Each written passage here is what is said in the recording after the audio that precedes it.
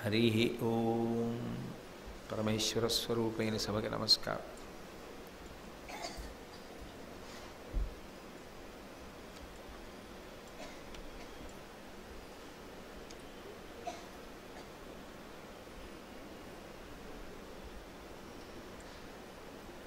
భీష్మాచార్యుల వారు ధర్మరాజు గారితో మాట్లాడుతూ మనిషిని కొన్ని గుణములు తోడేళ్లు వెంబడించినట్లుగా వెంబడిస్తాయి. తోడేళ్లు ఎలా వేటాడి హింస చేస్తాయో, ఎలా తినేస్తాయో అలా తినేస్తాయి. పరమ పవిత్రమైనటువంటి మనుష్య జన్మని, భగవంతుణ్ణి తెలుసుకోవడానికి యోగ్యమైనటువంటి మనుష్య జన్మని పాడు చెయ్యగలిగినటువంటి గుణములు ప్రధానమైనవి కొన్ని ఉన్నాయి. ఆ గుణములు ఉన్నాయి అని చెప్పడం వల్ల వచ్చేటటువంటి ఉపయోగం ఏమి ఉండదు. ఎందుచేత అంటే మీరు వీటి చేత బాధపడుతున్నారు అని వైద్యుడు చెప్పాడు అనుకోండి, దానివల్ల ఏమిటి ఉపయోగం రోగికి? కాకపోతే స్పష్టంగా తన రోగం ఏమిటో అర్థమవుతుందేమో. కానీ మనం ఏ రోగంతో బాధపడుతున్నామన్నది మనకి చెప్పడం కన్నా మన రోగానికి ఉపశమనం కలిగేటటువంటి ఔషధం ఇవ్వడానికే వైద్యుడు ఎక్కువ దృష్టి పెడతాడు కదా.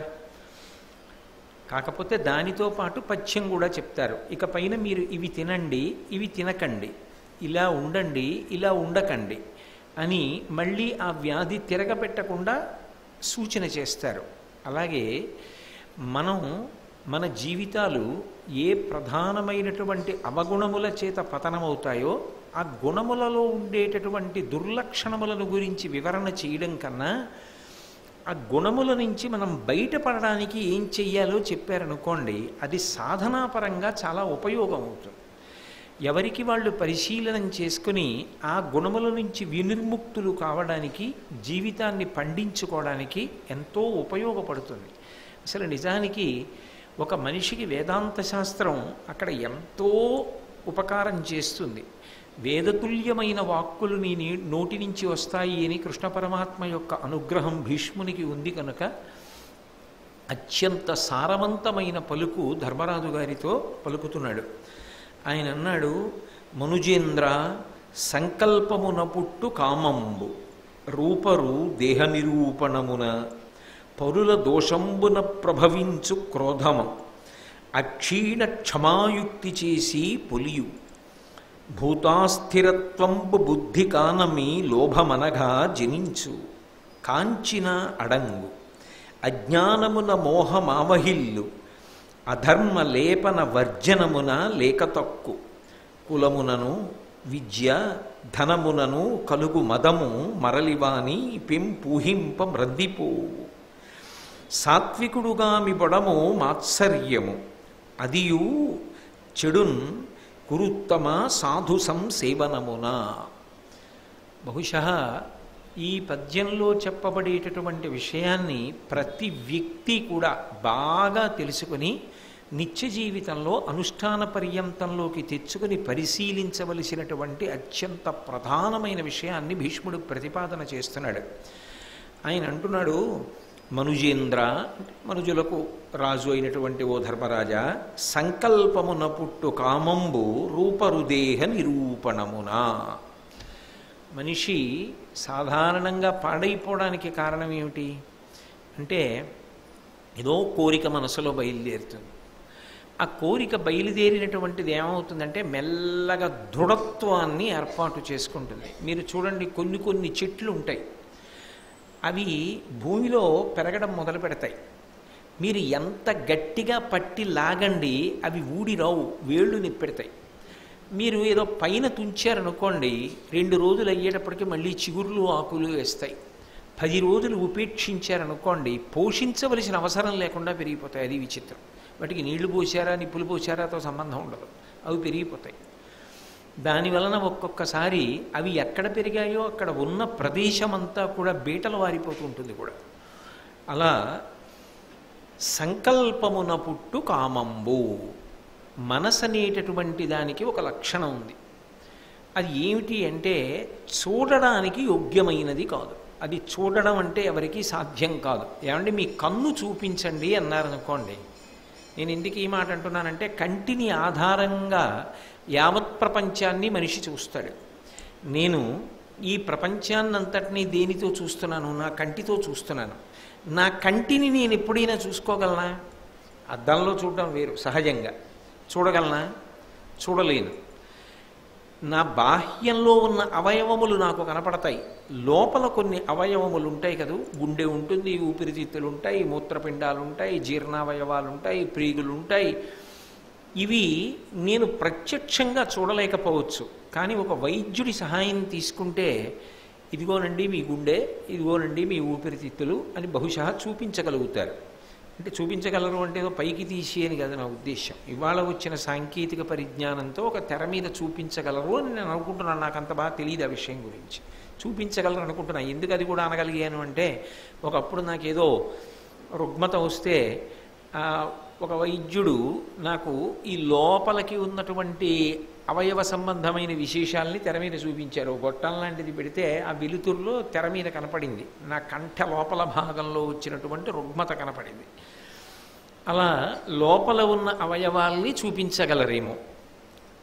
మనసుని చూపించండి అని అడిగారు అనుకోండి. ఎవరైనా చూపించగలరా? అసలు మనసుని చూపించడం సాధ్యం కాదు. అది ఎందుకని అంటే సూక్ష్మమైనటువంటి ఇంద్రియం. కానీ వచ్చిన పెద్ద గొడవ ఏమిటంటే, ఒక మనిషి యొక్క అభ్యున్నతి, ఒక మనిషి యొక్క జీవితం, ఒక మనిషి యొక్క కీర్తి, ఒక మనిషి యొక్క ఉత్తమ గతులు, అతని శాశ్వతత్వం, అతని గొప్పతనం, అతను చిరస్మరణీయుడు కావడం, ఇవన్నీ కూడా ఆయన మనసు మీద ప్రధానంగా ఆధారపడి ఉంటాయి. ఎందుకని అంటే అది సంకల్ప వికల్ప సంఘాతం. అది అస్సలు ఖాళీగా ఉండదు. నిద్ర లేచింది అంటే స్వప్నావస్థలోంచి, అంటే సుషుప్తిలోంచి స్వప్నం, స్వప్నంలోంచి జాగృతిలోకి వచ్చిందనుకోండి, ఇంద్రియాలతో కలిసిందనుకోండి, ఇంకా నిరంతర సంకల్ప వికల్పములు చేస్తూ ఉంటుంది. అలా ఏవో ఆలోచనలు చెప్తూనే ఉంటుంది. ఇప్పుడు ఈ ఆలోచనలు చెప్తూ వెళ్ళిపోతున్నప్పుడు కొన్నింటిని మనం పట్టించుకోం, అసలు అలా వికల్పం వదిలేస్తుంది దాన్ని.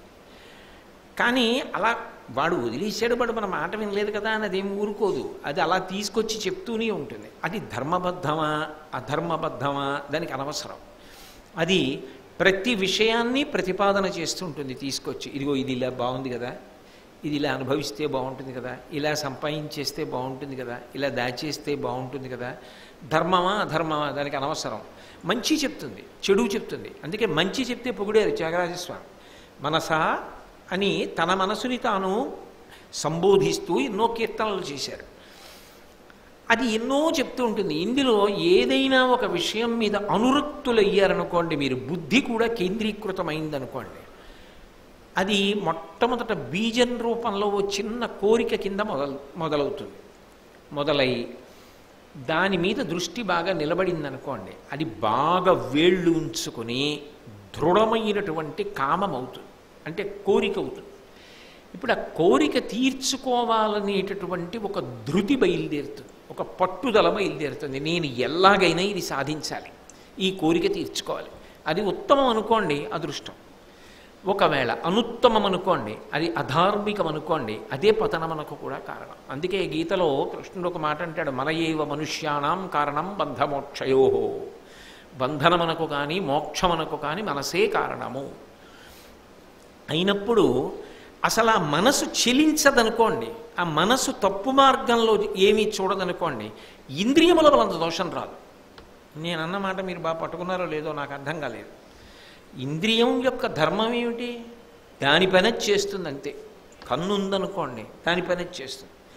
మనసు దాని వలన ఏమీ ప్రభావితం కాకుండా పవిత్రంగా ఉందనుకోండి, ఆయన ఏం చూశాడన్న దాంతో ఆయనకి పాపము లేదు, పుణ్యము లేదు.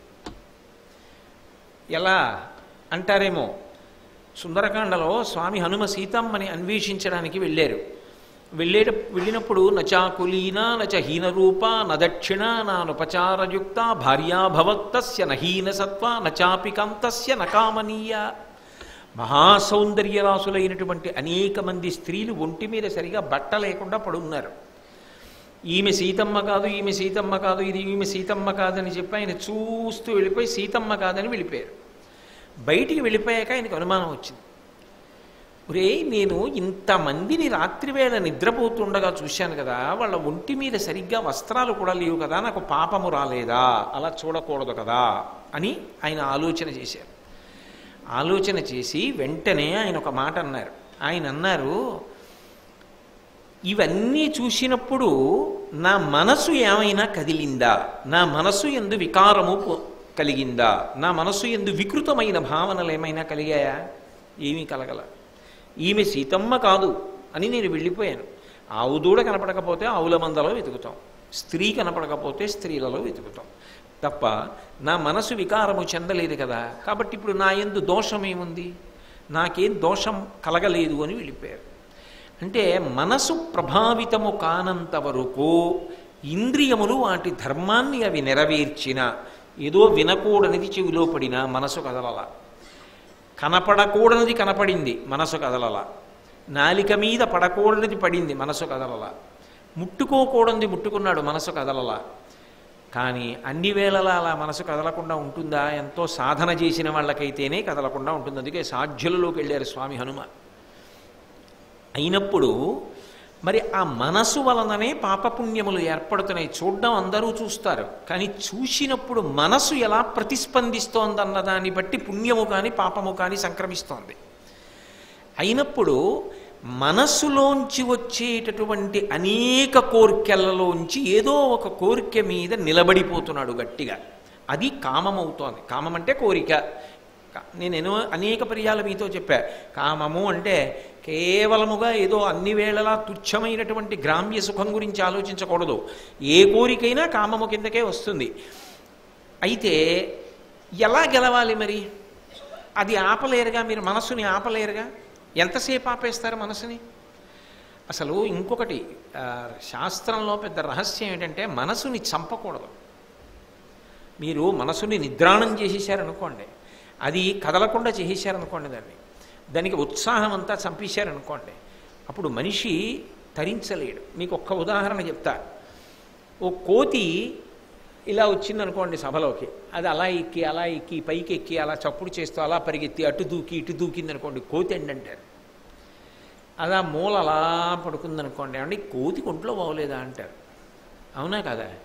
కోతి అంటే చురుగ్గా పరిగెత్తాలి, అంతేగాని కోతి పడుకుంటే అలా. మనసు కూడా అంతే, పరిగెత్తాలి. కానీ దేన్ని పట్టుకు పరిగెడుతోంది అన్నది ప్రధానం. అది విద్యుత్ తీగల్ని పట్టుకుందనుకోండి, ఒళ్ళు కాలిపోతుంది. పట్టుకోవలసింది పట్టుకోవాలి, మార్చి మార్చి మార్చి మార్చి ధర్మాన్ని పట్టుకోవాలి. ఏది పట్టుకున్నా ధర్మ సంబంధమైన విషయాన్ని పట్టుకుంటోందనుకోండి, అది ఉత్సాహంగానే ఉంటుంది, కానీ దాని వలన జీవితం పాడదు. కాబట్టి భీష్ముడు పెద్ద రహస్యాన్ని మాట్లాడుతున్నాడు ధర్మరాజుతో. ఆయన అంటున్నాడు, మనుజేంద్ర సంకల్పమున పుట్టు కామంబు. సంకల్పము మనసులోంచి వస్తుంది, అందుకే మనసిజుడు అని మన్మధుడికి పేరు. మనసులోంచి పుడతాడు. సంకల్పములన్నీ మనసులోంచి వస్తున్నాయి, నెగడులోంచి నిప్పురవ్వలు వచ్చినట్టు. ఈ సంకల్పములలోంచి అంటే ఆలోచనల్లోంచి కోరిక బలవత్తరంగా నిలబడుతోంది ఏదో ఒక విషయం మీద. ఇప్పుడు దీన్ని ఎలా పరిశీలించాలి, ఎలా మార్చుకోవాలి మనిషి అంటే, మనసు చెప్పినది ఏమీ విచారణ లేకుండా వినడానికి అలవాటు పడిపోయిన కారణం చేతనే ఇన్ని కోట్ల జన్మలు ఎత్తవలసి వస్తుంది. అది ఏదో చెప్తోంది, ఏదో కోరిక మీద నిలబడిపోతున్నాడు, ఓ తప్పు అనుభవించేస్తున్నాడు, సంపాదించేస్తున్నాడు, దాని పాప ఫలితం అనుభవించడానికి మళ్ళీ వస్తున్నాడు. కాబట్టి నీకు రావలసిన విధానం ఏమిటో తెలుసా? నీ మనసును నువ్వు పరిశీలించు. ఒక్కసారి ఇన్నాళ్ళు అది ముందుంటోంది, నువ్వు వెనక్కుంటున్నావు, అది నిన్ను నడిపిస్తోంది. నువ్వేం చేస్తావంటే ఆగమని ముందుకెళ్ళి వెనక్కి తిరిగి చూస్తుంది. అదో ఆలోచన చెప్తుంది, అది దాని లక్షణం. కానీ సాధన చెయ్యి. ఎలా చేస్తావో తెలుసా? ఏదో ఒక తప్పు ఆలోచన చెప్పింది అంటే, నువ్వు ఇవాళ ఈ ఆలోచన చెప్పావు కాబట్టి నేను ఊరుకున్నాను అనుకో, అదే చెప్తావు, అదే చెప్పి దాన్ని కోరికగా మారుస్తావు. ఈ కోరిక బలవత్తరం అయిపోయిందనుకో, నా మనసు దాని చుట్టూ తిరగడం మొదలెడుతుంది. అది ఎలా తీర్చుకుందాం అనుకుంటాను, ఆఖరికి అది తీర్చుకుంటాను. శరీరంలో ఉన్న అవయవముల ద్వారా నువ్వు తృప్తి పొందుతావు, సంతోషించానంటావు. కానీ అది పాపముగా నా ఖాతాలో పడిపోతుంది. నేనేమవ్వాలి? వెళ్ళి ఏ తిరియక్కులోకో వెళ్ళాలి మళ్ళీ వచ్చే జన్మలో. నువ్వు ఇలా చెప్పబట్టేగా ఇన్ని జన్మలు తిరిగాను, ఇన్ని జన్మలు తిరగమంటావు. ఏం బుద్ధి లేదా ఇలాంటి మాటలు చెప్పడానికి? పక్కన ఉన్నవాడు తప్పు చెప్తే ఎలా మందలిస్తావో నీ మనస్సుతో నువ్వు అలా మాట్లాడుకోవడం నీకు చేత కావాలి. నీ మనసుని నువ్వు పరిశీలించడం చేత కానంత కాలం సాధనలో నువ్వు అడుగు ముందుకు ఇయ్యలేవు. అందుకే అసలు సాధన యందు గొప్ప విజయం ఎక్కడుంటుందో తెలుసా? నా మనసు నా మాట వింటలేదన్న మాట ఎవడు చెప్తాడో వాడు సాధన ప్రారంభించాడని గుర్తు. నేను ఏదో ధ్యానానికి కూర్చున్నాను అనుకోండి, ఏది ధ్యానం చేద్దాం అనుకున్నానో అది వదిలిపెట్టి ఇంకో దాని మీదకి పోతుంది మనసు. అది దాని లక్షణం. నిజాయితీగా నా మనసు దాని మీద లేదు అని చెప్పిన వాడెవరో వాడు సాధకుడు. వివేకానందుణ్ణి పిలిచి, రామకృష్ణ పరమహంస నువ్వు ఆ దీప కళిక మీద అలా చూస్తూ ధ్యానం చేయి, కొంతసేపు దీపాన్ని చూడు, కళ్ళు మూసుకో, మళ్ళీ వెంటనే కనపడుతుంది దీపం. దానికి ఆ లక్షణం ఉంటుంది, కన్ను తొందరగా దీపాన్ని గ్రహిస్తుంది. మీరు ఆ పొడుగైన దీపం వంక అలా చూసి కళ్ళు మూసారనుకోండి, మళ్ళీ వెంటనే తెల్ల చారలా చూపిస్తుంది. అందుకని ఒక దీపాన్ని చూసి కళ్ళు మూసుకొని ధ్యానం చేయన్నారు. కాసేపు ఆగి వచ్చారు రామకృష్ణ పరమహంస. చేస్తున్నావా? నిలబడిందా ధ్యానం అన్నాడు. వివేకానందుడు ఏమి అరమరిక లేకుండా చెప్పాడు గురువుగారికి, లేదు నా మనసు నిలబడలేదు. ఎక్కడికి వెళ్ళింది నీ మనసు? ఎక్కడో ఎవరో దూరంగా సుత్తి పెట్టి దేన్నో కొడుతున్నారు. ఆ సుత్తి చేత్తో పట్టుకుని ఇలా తిప్పి కొట్టే ఖంగ్ ఖంగ్ అది వినపడుతున్నప్పుడు ఒక్క క్షణంకి ఖంగ్ ఖంగ్ అంటుంది ఇంకా అని, దానితో నా మనసు మమేకం అవుతోంది. నేను ఇక్కడ ఎప్పుడు ఖంగ్ అంటానో అప్పుడే అది కూడా ఖంగ్ అంటోంది. అంటే అతని చెయ్యి తిప్పి కొట్టినప్పుడు ఎంత సమయం పడుతుందో ఊహ చేసి ఆ చప్పుడు వైపుకి నా మనసు వెళ్ళిపోతోంది. ఇక్కడ లేదు నా మనసు. నాకు ధ్యానము రాదా అని అడిగాడు. నువ్వు మొదటి విజయం సాధించావు. నీ మనసు నీ చెప్పు చేతలలో లేదన్న విషయం నీకు తెలిసింది ఇవాళ. ఏది నీ చెప్పు చేతలలో లేదని తెలుసుకున్నావో దాన్ని చెప్పు చేతల్లోకి తెచ్చుకోవడానికి చేసే ప్రయత్నమే సాధన, ధ్యానము. కాబట్టి విజయం సాధించావు. ఇక ఇప్పుడు మొదలుపెట్టు. ఇప్పుడు దీపం వంక చూడకు, దాని మీదే ధ్యానం చెయ్యి. అది ఏం ప్రమాదకరమైంది కాదుగా. ఆ ఖంగ్ అన్న దాని మీదే బాగా దృష్టి నిలబెట్టు, తర్వాత దీపం మీద పెట్టు, అది ఆగిపోతాయి. అంటే మనస్సుని పరిశీలించడం అంత తేలిక విషయం కాదు. అది జారిపోతూ ఉంటుంది నిరంతరం. అందుకని దానితో మాట్లాడుకోవడం రావాలి ధర్మరాజా. ఇలా ఎన్ని మాటలు చెప్తావు, నాకు దుర్మార్గమైన ఆలోచనలు. నీ వల్ల కదా ఏదో కోరిక, ఆ కోరిక తీరలేదో కోపం, ఆ కోపం వల్ల ఎవరినో ఏదో అనమంటావు, వాడిని ఏదో అంటాను, అక్కడి నుంచి ఆ పాపం నాకు. పోనీ అన్న తర్వాత ఊరుకుంటావా? అనవసరంగా అనేసామే, వాడు బాధపడతాడే, అయ్యో ఎందుకన్నావా, పోన్లే ఏదో నచ్చ చెప్దామంటావు, వెళ్ళి నచ్చ చెప్తావు. వాడు నచ్చ చెప్తే వాడు అంత తొందరగా సముదాయింపబడలేదు అనుకోండి, అప్పుడు మళ్ళీ ఏమంటావు, చూడు ఇంత చెప్పినా కూడా వాడు వినలేదు, మళ్ళీ ఏడుస్తావు, మళ్ళీ కోపం. ఏమిటి అల్లరి నీతో? ఇటు ఎన్నాళ్ళు ఇలాగా? ఎన్ని సందర్భాల్లో అయింది? ఇవే జరుగుతాయని తెలుసున్నప్పుడు ఉన్న ప్రశాంతత ఉండనివ్వవా? ప్రశాంతంగా ఉండవా? ఎందుకు అలా అక్కర్లేని విషయాలకు పెడతావు? నీ చేతిలో లేని విషయం, ఈశ్వరుడు అనుగ్రహించిన నాడు జరగవలసిన విషయం ఒకటి, అది జరిగే వరకు వేచి ఉండు. వేచి ఉండలేవా? దాని గురించి ఆలోచించకుండా ఇంకో విషయం మీద మనసు పెట్టు. అంతేగాని ఎందుకు అనవసరంగా అక్కర్లేని విషయానికి వెంపర్లాడి ఊరికే అసహనానికి గురవుతావు? నోరుమోయి అని చెప్పగలిగాడు అనుకోండి తన మనసుకి తాను, అది ఏమవుతుందంటే దానికి ఒక లక్షణం ఉంది, అది అలాగే వింటుంది. ఎందుకో తెలుసా? ప్రీతితో కానీ అప్రీతితో కానీ అది మాట వింటుంది. ఎట్టి పరిస్థితుల్లో ఏది ఏమైపోని 600 అయిపోని సాయంకాలం 6 గంటలకి నువ్వు అయ్యప్ప స్వామి గుడికి వెళ్ళవలసిందే అని నేను ఒక తీవ్రమైన నిర్ణయం పెట్టుకుని, ఏది ఏమైపోని నీకు చెప్తున్నా 6ంటికి నువ్వు అయ్యప్ప గుడిలో ఉండాలి అని ఒక స్థిరమైన నిర్ణయం చేసుకున్నాను అనుకోండి. 5 అయ్యేటప్పటికి స్నానం చేసి అయ్యప్ప గుడికి వెళ్ళాలిగా 6 గంటలకి అని విసుక్కుంటూ స్నానం చేయి, కాసేపు అదేదో వస్తోంది చూద్దామంటే ఓ దిక్కుమాలిన నిర్ణయం ఒకటి పెట్టావుగా, 6 అయ్యేటప్పటికి అక్కడికి వెళ్ళాలిగా, లే ఇంకా స్నానం చేయి అంటే అప్రీతితో మొదలు పెడుతుంది. దానికి ఇష్టం లేదు ముందు, కానీ ఎవరు చెప్పాలి అప్రీతితో? అదే చెప్తుంది. అది విచిత్రం. లే అంటుంది, ఏదో అప్రీతితో స్నానం చేస్తాడు. ఎందుకంటే తనకిష్టమైంది వదులుతున్నాడు కదా ముందు, తనకిష్టమైందంటే తన మనసుకి ఇష్టమైన దాన్ని దూరంగా జరుగుతున్నాడు. అందుని ఘర్షణ పడుతుంది, ఒప్పుకోదో పట్టాన, దానికి పేర్లు ఎడుతుంది, పద్దులు ఎడుతుంది, అక్కడికి ఎందుకు అంటుంది, అలాగే ఉంటాయంటుంది, ఇవన్నీ నమ్మకంటుంది. ఆ తర్వాత 10 రోజులు వచ్చాడు అనుకోండి, ఇక్కడ కూర్చోవడం, కాసేపు ఏదో హనుమాన్ చాలీసా వినడం, ఓ భజన వినడం, అలా స్వామి దేవాలయం అంతా పరిశీలించడం, గుడి గంటలు, ఇక్కడ కూర్చోవడం, కాసేపు గోశాలలోకి వెళ్ళడం, ఇది అలవాటు అయిందనుకోండి. ఓ 15 రోజులు పోయిన తర్వాత ఏ కారణం చేతనైనా మీరు వద్దు అని అనిపించినా అక్కడికి వెడితేనే ప్రశాంతంగా ఉంటుంది, అక్కడికే వెళ్ళిపోవాలి అంటాడు. అది దానికి ఉన్న లక్షణం. అది వింటుంది. వినకపోతే అసలు మాట ఎలా చెప్తారు? అసలు మనసుని ఎలా మీరు వశం చేసుకుంటారు? కుదరదుగా. ఇప్పుడు రాయి ఉందండి, కరగబెట్టండి అన్నాను అనుకోండి, ఎలా కరగబెడతారు? అది కరగదు. పంచదార ఉంది, కరగబెట్టండి అన్నాను, కరుగుతుంది. మనసు మాట వింటుంది, దానికి ఒక సాధన ఉంది, దానికి ఒక అభ్యాసం ఉంది, దాని చేత అది వింటుంది, విని మనిషిని తరింపచేస్తుంది. దానికి అలా అభ్యాసం అయిందనుకోండి, మీరు ఏ వస్తువుని అందించాలో ఆ వస్తువును అలా అందించడం మొదలెట్టారనుకోండి, దానికి ఉన్న లక్షణం ఏమిటో తెలుసా? దాన్ని ఊడ కింద పట్టుకుని ఊగుతుంది.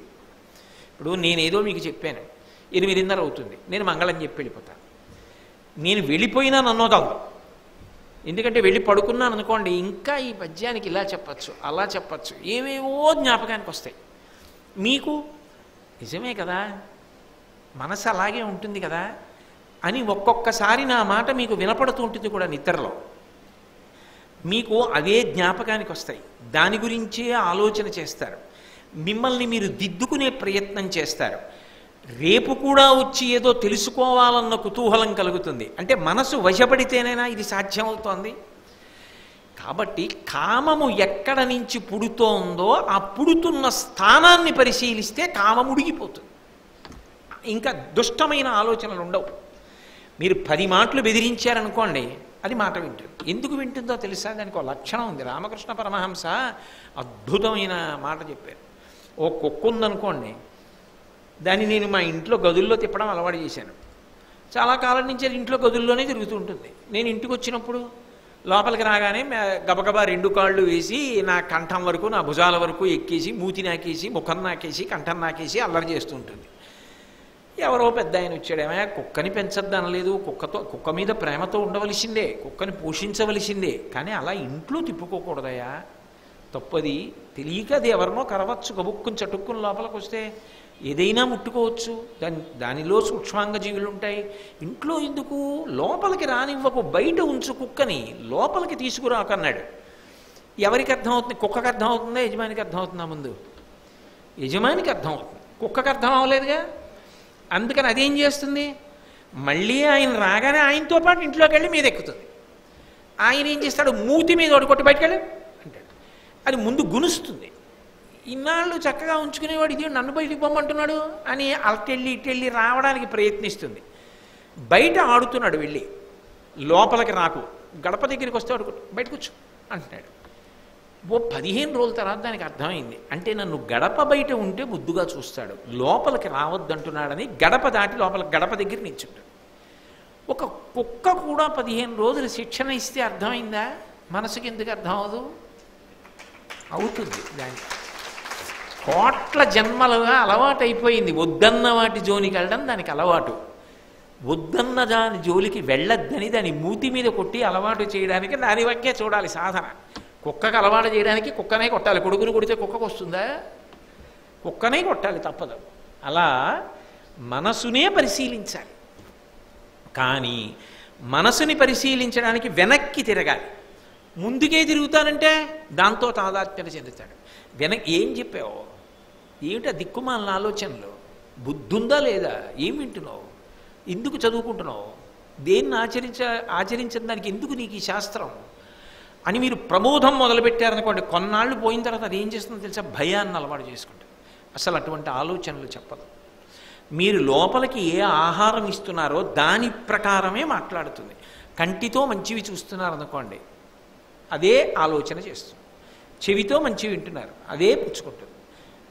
మంచి విషయాన్ని ముట్టుకుంటున్నారు, అదే చెప్తుంది.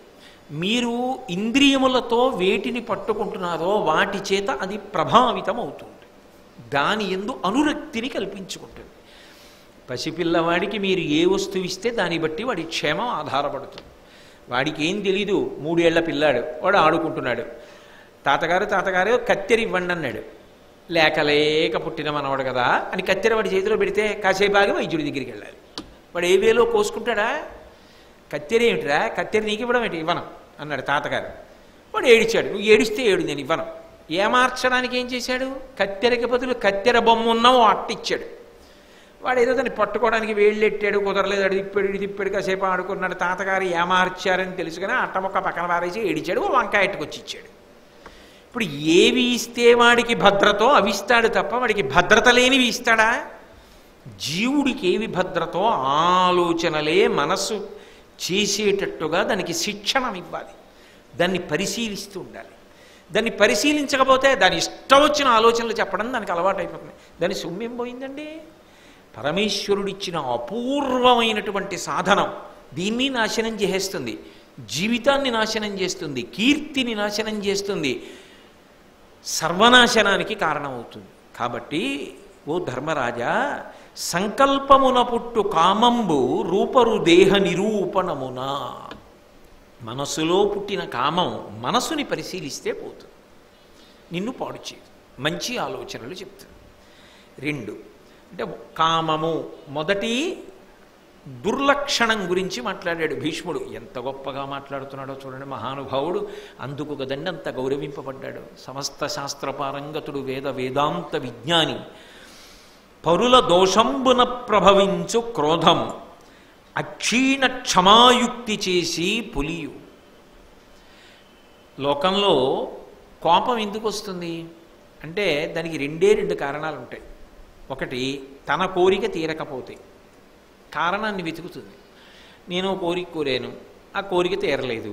అప్పుడు ఆ కోరిక తీరకపోవడానికి ఎవరి కారణం వెతుకుతుంది. నేను కష్టపడి వెతికి ఎంతో ఇష్టం మీద బొమ్మ తెచ్చి అక్కడ పెట్టి గూట్లో పెడదామని చెప్పి చేతులు కడుక్కోవడానికి వెళ్ళాను. నా మనవడు వచ్చి గబగబా ఏంటి తాత అని ఇలా పట్టుకుని కింద బారేశాడు. నాకు కోపం వస్తుందా రాదా? లేక తెచ్చిన బొమ్మ, కష్టపడి తెచ్చిన బొమ్మ కింద పడేశాడా? నాకు వెంటనే వాడు తప్పు చేశాడు కదూ, నాకు కోపం వస్తుంది. అపారమైనటువంటి కోపం వచ్చేస్తే బొమ్మని వాడు పగలగొట్టాడు, వాడి వీపు నేను పగలగొడతాను. భీష్ముడు అంటున్నాడు, ఇద్దరూ తప్పేగా చేస్తున్నారు. వాడికి తెలుసా? అంత విలువైన బొమ్మని తెలుసా? తాతగారి జీవితంలో కోరుకుని వెతికి ఇన్నాళ్ళకి దొరికిందని తెచ్చుకున్న బొమ్మ అని వాడికి తెలుసా?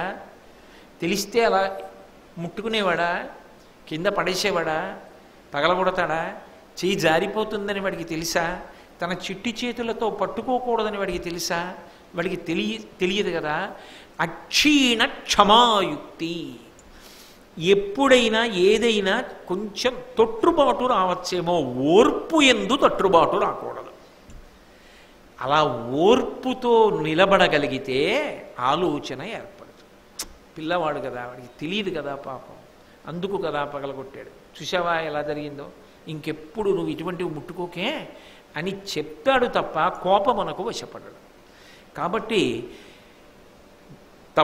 ఎప్పుడూ కోపం రావడానికి ప్రధానమైన కారణమేమి అంటే 99% కారణం ఏమై ఉంటుంది అంటే ఏదో ఇతరులు తప్పు చేశారు. తను నిర్ణయానికి వస్తాడు, ఆయన తప్పు చేశాడు, ఈయనకి కోపం వస్తుంది. ఆయన తప్పు చేశాడు అన్నప్పుడు భరించగలిగిన ఓర్పుని పెంచుకో. ఆ ఓర్పు పెంచుకోగలిగితే అప్పుడు ఏ విధమైనటువంటి ఇబ్బంది రాదు. పైగా క్రోధము అధికమైపోతే ఏం చేస్తున్నాడో ఆయనకే తెలియదు. అంత కోపం వచ్చేసింది అనుకోండి, ఆ కోపానికి వశపడిపోయినప్పుడు రాక్షసత్వం వచ్చేస్తుంది. తెలిసో తెలియకో, చూసో చూడకో అప్పుడు చేసినటువంటి పని ఒక్కొక్కసారి అత్యంత ప్రమాదానికి కూడా వెళ్ళచ్చు, చెప్పలేము. కాబట్టి మనసు క్రోధం దాకా వెళ్ళిపోయే వరకు దానికి అలా మేత వేయకు. అందుకే అక్షీణ క్షమాయుక్తి అన్న దాంట్లో ఉన్న లక్షణం ఏమిటో తెలుసా అండి? కోపం పెట్టుకుందనుకోండి, అది మంచిని చూడదు. మీరు ఎప్పుడైనా చూడండి, నాకు మీ మీద ప్రేమగా ఉన్నంతకాలం మీ మంచి ఒకటే కనపడుతుంది. నాకు మీ మీద కోపం వచ్చిందనుకోండి, మీ మీద అంటే పోనీ మీకు నా మీద కోపం వచ్చిందనుకోండి, వస్తే నా మంచి ఏదైనా ఉంటే మీకు కనపడదు. వాడు ఎప్పుడు అంతేనండి దుర్మార్గుడు, ఎప్పుడూ అంతే. అని ఏవేవో ఏవేవో ఏవేవో తీసుకొచ్చి గుణములను కూడా దుర్గుణముల కిందే చెప్తుంది. అన్ని తప్పులు ఎంచుతుంది. అన్ని తప్పులు ఎంచడంలో ఏమవుతుందో తెలుసా? నిప్పుని అని ఊది ఊది మంట లేపినట్టు బొగ్గున మండిస్తుంది.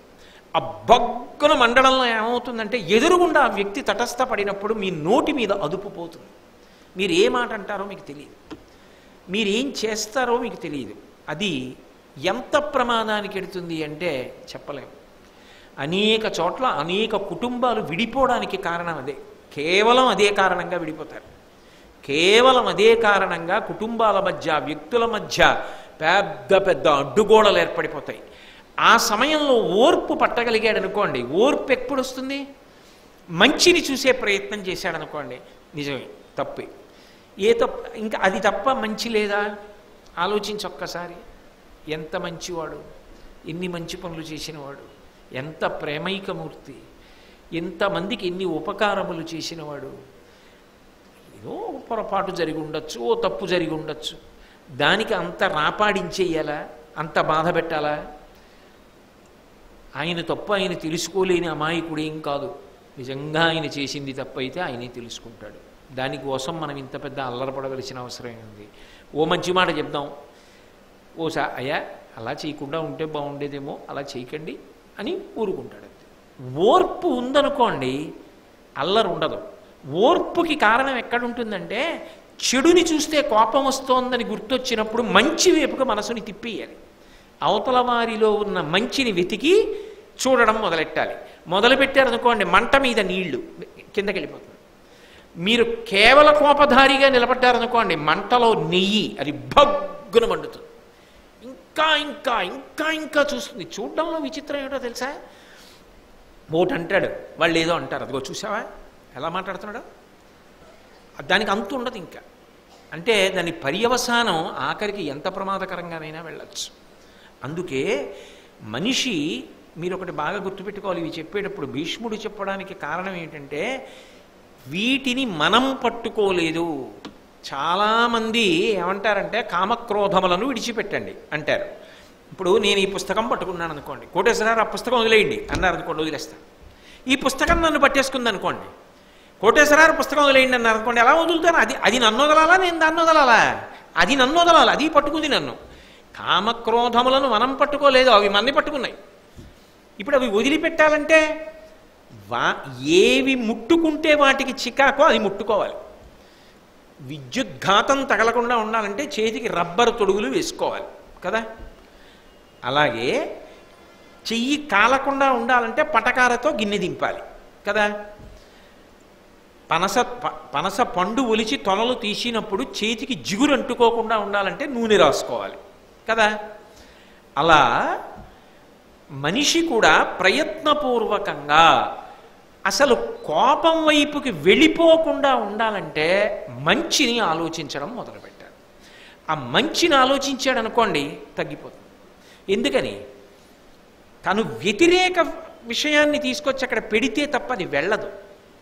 మా చిన్నతనంలో ఏట్లో స్నానం చేసేవాళ్ళం, ఇంట్లో చెప్పకుండా. అదో ముచ్చట, చిన్నతనం తెలియక ఏదో ఏట్లోకి వెళ్ళి దూకి స్నానం చేసి కాసేపు ఈత కొట్టి వస్తే అదో సరదా ఈత కొడుతుండేవాళ్ళం. ఆ ఈత కొట్టినప్పుడు ఏం చేసేవాళ్ళం అంటే గుర్తుపెట్టుకుని అందరమును ఏదో ఎవరింట్లోంచో వాళ్ళ ఇంట్లోంచి ఆ రోజుల్లో ముగ్గు పెట్టేవారు వీధుల్లో. ఇంత ముగ్గు కాగితంలో కట్టుకుని పట్టుకెళ్ళి ఏటి ఒడ్డున పెట్టుకుని దాని మీద 4 రాళ్ళు ఎట్టేవాళ్ళం. గాలి వస్తే కాగితం ఎగిరిపోతే ముగ్గు ఎగిరిపోతుంది. ముగ్గు చాలా తేలిగ్గా ఉంటుంది కదా. ఇప్పుడు పెడుతున్నారో లేదో నాకు తెలియదు అంత బాగా. కాగితం మీద రాళ్ళు పెట్టి ముగ్గు అక్కడ ఎట్టేవాళ్ళం. జలగ పట్టుకుంటూ ఉండేది. ఒక్కొక్కసారి ఆ ఏట్లో స్నానం చేస్తున్నప్పుడు టక్కున పట్టుకుంటే ఆ జలగని పట్టుకుని లాగారనుకోండి, అది రాదు, సాగుతుంది. అలా పట్టుకుని నెత్తురు తాగుతుంది. అప్పుడు ఏం చేసేవాళ్ళం అంటే జలగ పట్టేసుకుందని తెలియగానే చురుచురులాడుతున్న పట్టుకు లాగుతూ ఉంటుంది. ఆ ఒడ్డుకు వచ్చేవాళ్ళం, గబాబా వచ్చి ఆ జలగని ఇలా పట్టుకుని కాస్త ముగ్గు దాన్ని నోటి దగ్గర పడేస్తే దానికి అసహ్యం, వదిలేస్తుంది. వదిలేగానే దాన్ని దూరంగా పారేసి మళ్ళీ కుక్క బుద్ధి మళ్ళీ ఏట్లో నీళ్ళల్లో దూకేవాళ్ళం. జలగ పట్టుకుంటే ముగ్గు వేసుకునేవాళ్ళం. తర్వాత దొద్దురెక్కేది, అది చూసి ఇంట్లో వాళ్ళు పసికట్టేవారు, వీడు ఏట్లో స్నానం చేసేటవాడని వీపు విమానం మొత్తం మోగేది. సరే, అది వేరు విషయం అనుకోండి, అది కూడా మనసు యొక్క ఆటేగా, అలా తీసుకెళ్తూ ఉండడం. కాబట్టి ముగ్గేస్తే జలగొదిలినట్టుగా కోపం వస్తే ఓర్పు పట్టు, కామం వస్తే దాన్నే పరిశీలించు. విరుగుడు చెప్తున్నాడు, అది భీష్ముడి యొక్క గొప్పతనం. ఇప్పుడు సమస్య చెప్తే ఉపయోగం ఏందండి? మీకు కడుపులో నొప్పిగా ఉంది డాక్టర్ గారు అంటే, కడుపు నొప్పి ఎందువల్ల వచ్చింది, ప్రేగు ఎక్కడ వరిచినది, ఏ రకమైన సూక్ష్మాంగజీవి లోపల ప్రవేశించినది, దాని వలన వచ్చు ప్రమాదమేమి, ఇవన్నీ మనకి గంట చెప్తే ఏమిటి ఉపయోగం? ఇవన్నీ అక్కల 3 పూట్ల ఇది 3 రోజులు వేసుకోండి అంటే చాలు కదా. ఆయన మీద నమ్మకం, ఔషధం వేసుకుంటాం. భీష్ముడి మీద నమ్మకం ఏమిటంటే, ఆ గుణాల గురించి ఎందుకు, ఆ గుణములు ఎలా పోగొట్టుకోవాలో చెప్పాలి. అంపశయ్య మీద పడుకుని ఒక్క వాక్యంలో చెప్తున్నాడు ఒక్కొక్క దాని గురించి. అది ఆయన ప్రతిభ. కాబట్టి పరుల దోషంబున ప్రభవించు క్రోధము అక్షీణ క్షమాయుక్తి చేసి పోతుంది కోపం. భూతాస్థిరత్వంబు బుద్ధిగానమి లోభమనఘ జనించు కాంచిన అడంగు. లోకంలో ఎక్కడ ఏ శిక్షణ తీసుకోవలసిన అవసరం లేకుండా వచ్చేటటువంటి గుణాల్లో ఒకటి ఏంటంటే లోభం. లోభం అంటే దాచుకోవడం. అన్నీ తీసుకొచ్చి దాచుకుంటూ ఉంటాడు. అందున మిగిలిన ప్రాణులకి, మనుష్య ప్రాణికి ఒక విషయంలో పెద్ద తేడా ఉంటుంది. ఎందుకని అంటారేమో, మిగిలిన ప్రాణులకు శాంతికి అవకాశం ఎక్కువ ఉంటుంది. వాటి రజోగుణం దృష్ట్యా తమోగుణం దృష్ట్యా పొందలేకపోవచ్చు, కానీ వాటికి అవసరములు తక్కువ, కామము తక్కువ. బట్టలు కుట్టించుకోవాలా, పట్టుబట్టలు కట్టుకోవాలా, పంచెకి అంచు ఉండాలా, లాల్చీ ఉండాలా, ప్యాంట్లు కావాలా, చొక్కాలు కావాలా, తలకాయ దూకోవాలా, పౌడర్ రాసుకోవాలా, ఫెయిర్ అండ్ లవ్లీయా, ఫ్యాన్ వేసుకోవాలా, ఆల్అవుట్ పెట్టుకోవాలా, ఏసీ ఉండాలా, ఏం లేవు దానికి. అన్నిటినీ మించి దానికి ఓ పిల్ల పుట్టిందనుకోండి, ఆ పిల్ల తనంత తాను ఆహారం సంపాదించుకోవడం అలవాటు అయ్యేవరికే దాన్ని పోషిస్తుంది. దానికి తనంత తాను ఆహారం సంపాదించుకోవడం దానికి వచ్చేసింది అనుకోండి, వదిలిపెట్టేస్తుంది అంతే, అది సంపాదించుకుంటుంది. మనిషికి ఉన్న పెద్ద రుగ్మత ఏమిటో తెలుసా? అవసరాలు ఎక్కువ. ఆ అవసరాలకు అంత ఉండదు. కామం అక్కడి నుంచేగా వచ్చింది. అనేక రకములైన బట్టలు కావాలి, ఇందాక నీ చెప్పిన సంబారాలు అన్నీ కావాలి, ఇల్లు కావాలి, గుడి కావాలి, మంచిదే, తప్పే ఉంది, ఉండాలన్న కోరిక ఉండడం మంచిదే. కానీ ఇలా చిట్టా పెరిగిపోతుంది ఒక ఎత్తు.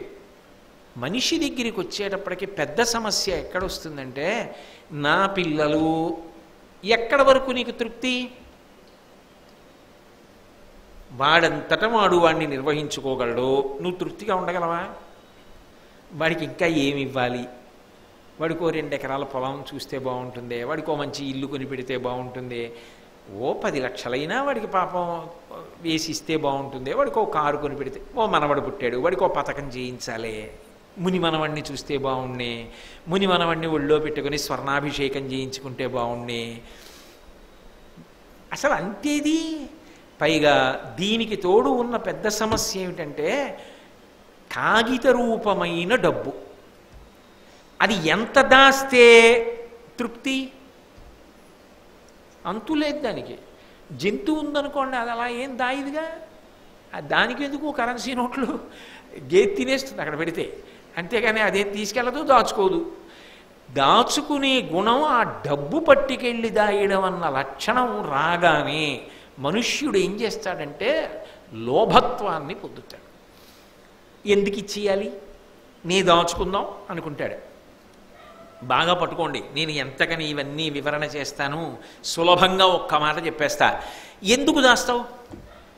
నాది, నాకే ఉండాలి, అందుకు కదా దాస్తాం. ఏదైనా ఇదంతా నాది, నాదిగానే ఉండాలి అని కదా దాస్తావు. నిజానికి నీదిగానే ఎప్పుడు ఉండిపోతుందంటే దానం చేసేస్తే. నేను అన్నమాట బాగా పట్టుకున్నారో లేదో. దానం చెయ్యనంత కాలం అది నీదిగా శాశ్వతం కాదు. ఎందుకనంటే 1 కోటి రూపాయలు సంపాదించాడు, ఊపిరి అయిపోయింది అనుకోండి, ఎవరిది? నావి అని 1 కోటి రూపాయలు చూపించన్నాడు. 1 కోటి రూపాయలు అనవు, ఆయనకే చెందిన వాళ్ళని అనవు. అవి ఇల్లు చూపించంటాడు, నేనే కట్టుకున్నానండి ఇల్లు, నాదే అంటాడు. ఆ ఇల్లు ఎప్పుడైనా ఆయన ఇల్లే నేను అంటుందా? అందో. నా కారండి అంటాడు. ఆ కారు ఎప్పుడైనా ఏమండి నేను ఆయనకి చెందిన దానిని అంటుందా? అందో. ఆ తర్వాత కొడుకు ఎక్కితే కొడుకుది, మనవడెక్కితే మనవడిది, ఎవడెక్కితే వాడిది, దొంగడెత్తుకుపోతే వాడిది. అదేం నోరు విరిచే చాలా కష్టపడి సంపాదించుకున్నాడు, చాలా తప్పండి, నేను రానండి, నేను కుర్రు అన్నండి, తాళం చేసి పెట్టినా కూడాను చాలా అన్యాయం అండి అంటుంది ఏమిటి? దానికే సంబంధం ఉండదు. అలాగా పాశము మన వైపు నుంచి, దాని వైపు నుంచి అనుబంధాలు ఉండవు. ఆ ఆస్తులకి వాటికి భూమికి పొలాలకి లేకపోతే ఏదో ఇళ్ళు నగ నట్రా వీటన్నింటికి అలాంటి అల్లర్లు ఏమి ఉండవు. కానీ నాది నాది నాది అని కదూ ఇవన్నీ దాచాడు. నిజానికి తనతో పాటు ఎప్పుడు వస్తుంది? దీన్ని పుణ్యంగా మార్చాడు. ఎలా? వేరొకరికి దానం చేసేశాడు మనస్ఫూర్తిగా. ఇప్పుడు ఏమైపోయింది? అది పుణ్యం అయిపోయింది, తనదైపోయింది, నా పుణ్యంగా మారిపోయింది. మారిపోయి ఏమవుతుంది? శరీరం వదిలిపెట్టినా జీవుడితో వచ్చేసింది. అంటే మీ ఉద్దేశం ఇంట్లో ఇంక ఎవరు ఏమి ఉంచుకోకూడదు ఇలా ఇచ్చేమనే అని అనకండి. నేను నిన్ననే మీకు చెప్పే అర్ధ విభాగం గురించి. 5వ వంతు దానం చెయ్యి. శాస్త్రం ఎప్పుడూ కూడా నువ్వు అన్నీ ఇచ్చి సర్వనాశనం అయిపో అని ఎన్నడూ అలా కఠినంగా మాట్లాడదు, అర్థం లేని మాటలు మాట్లాడదు.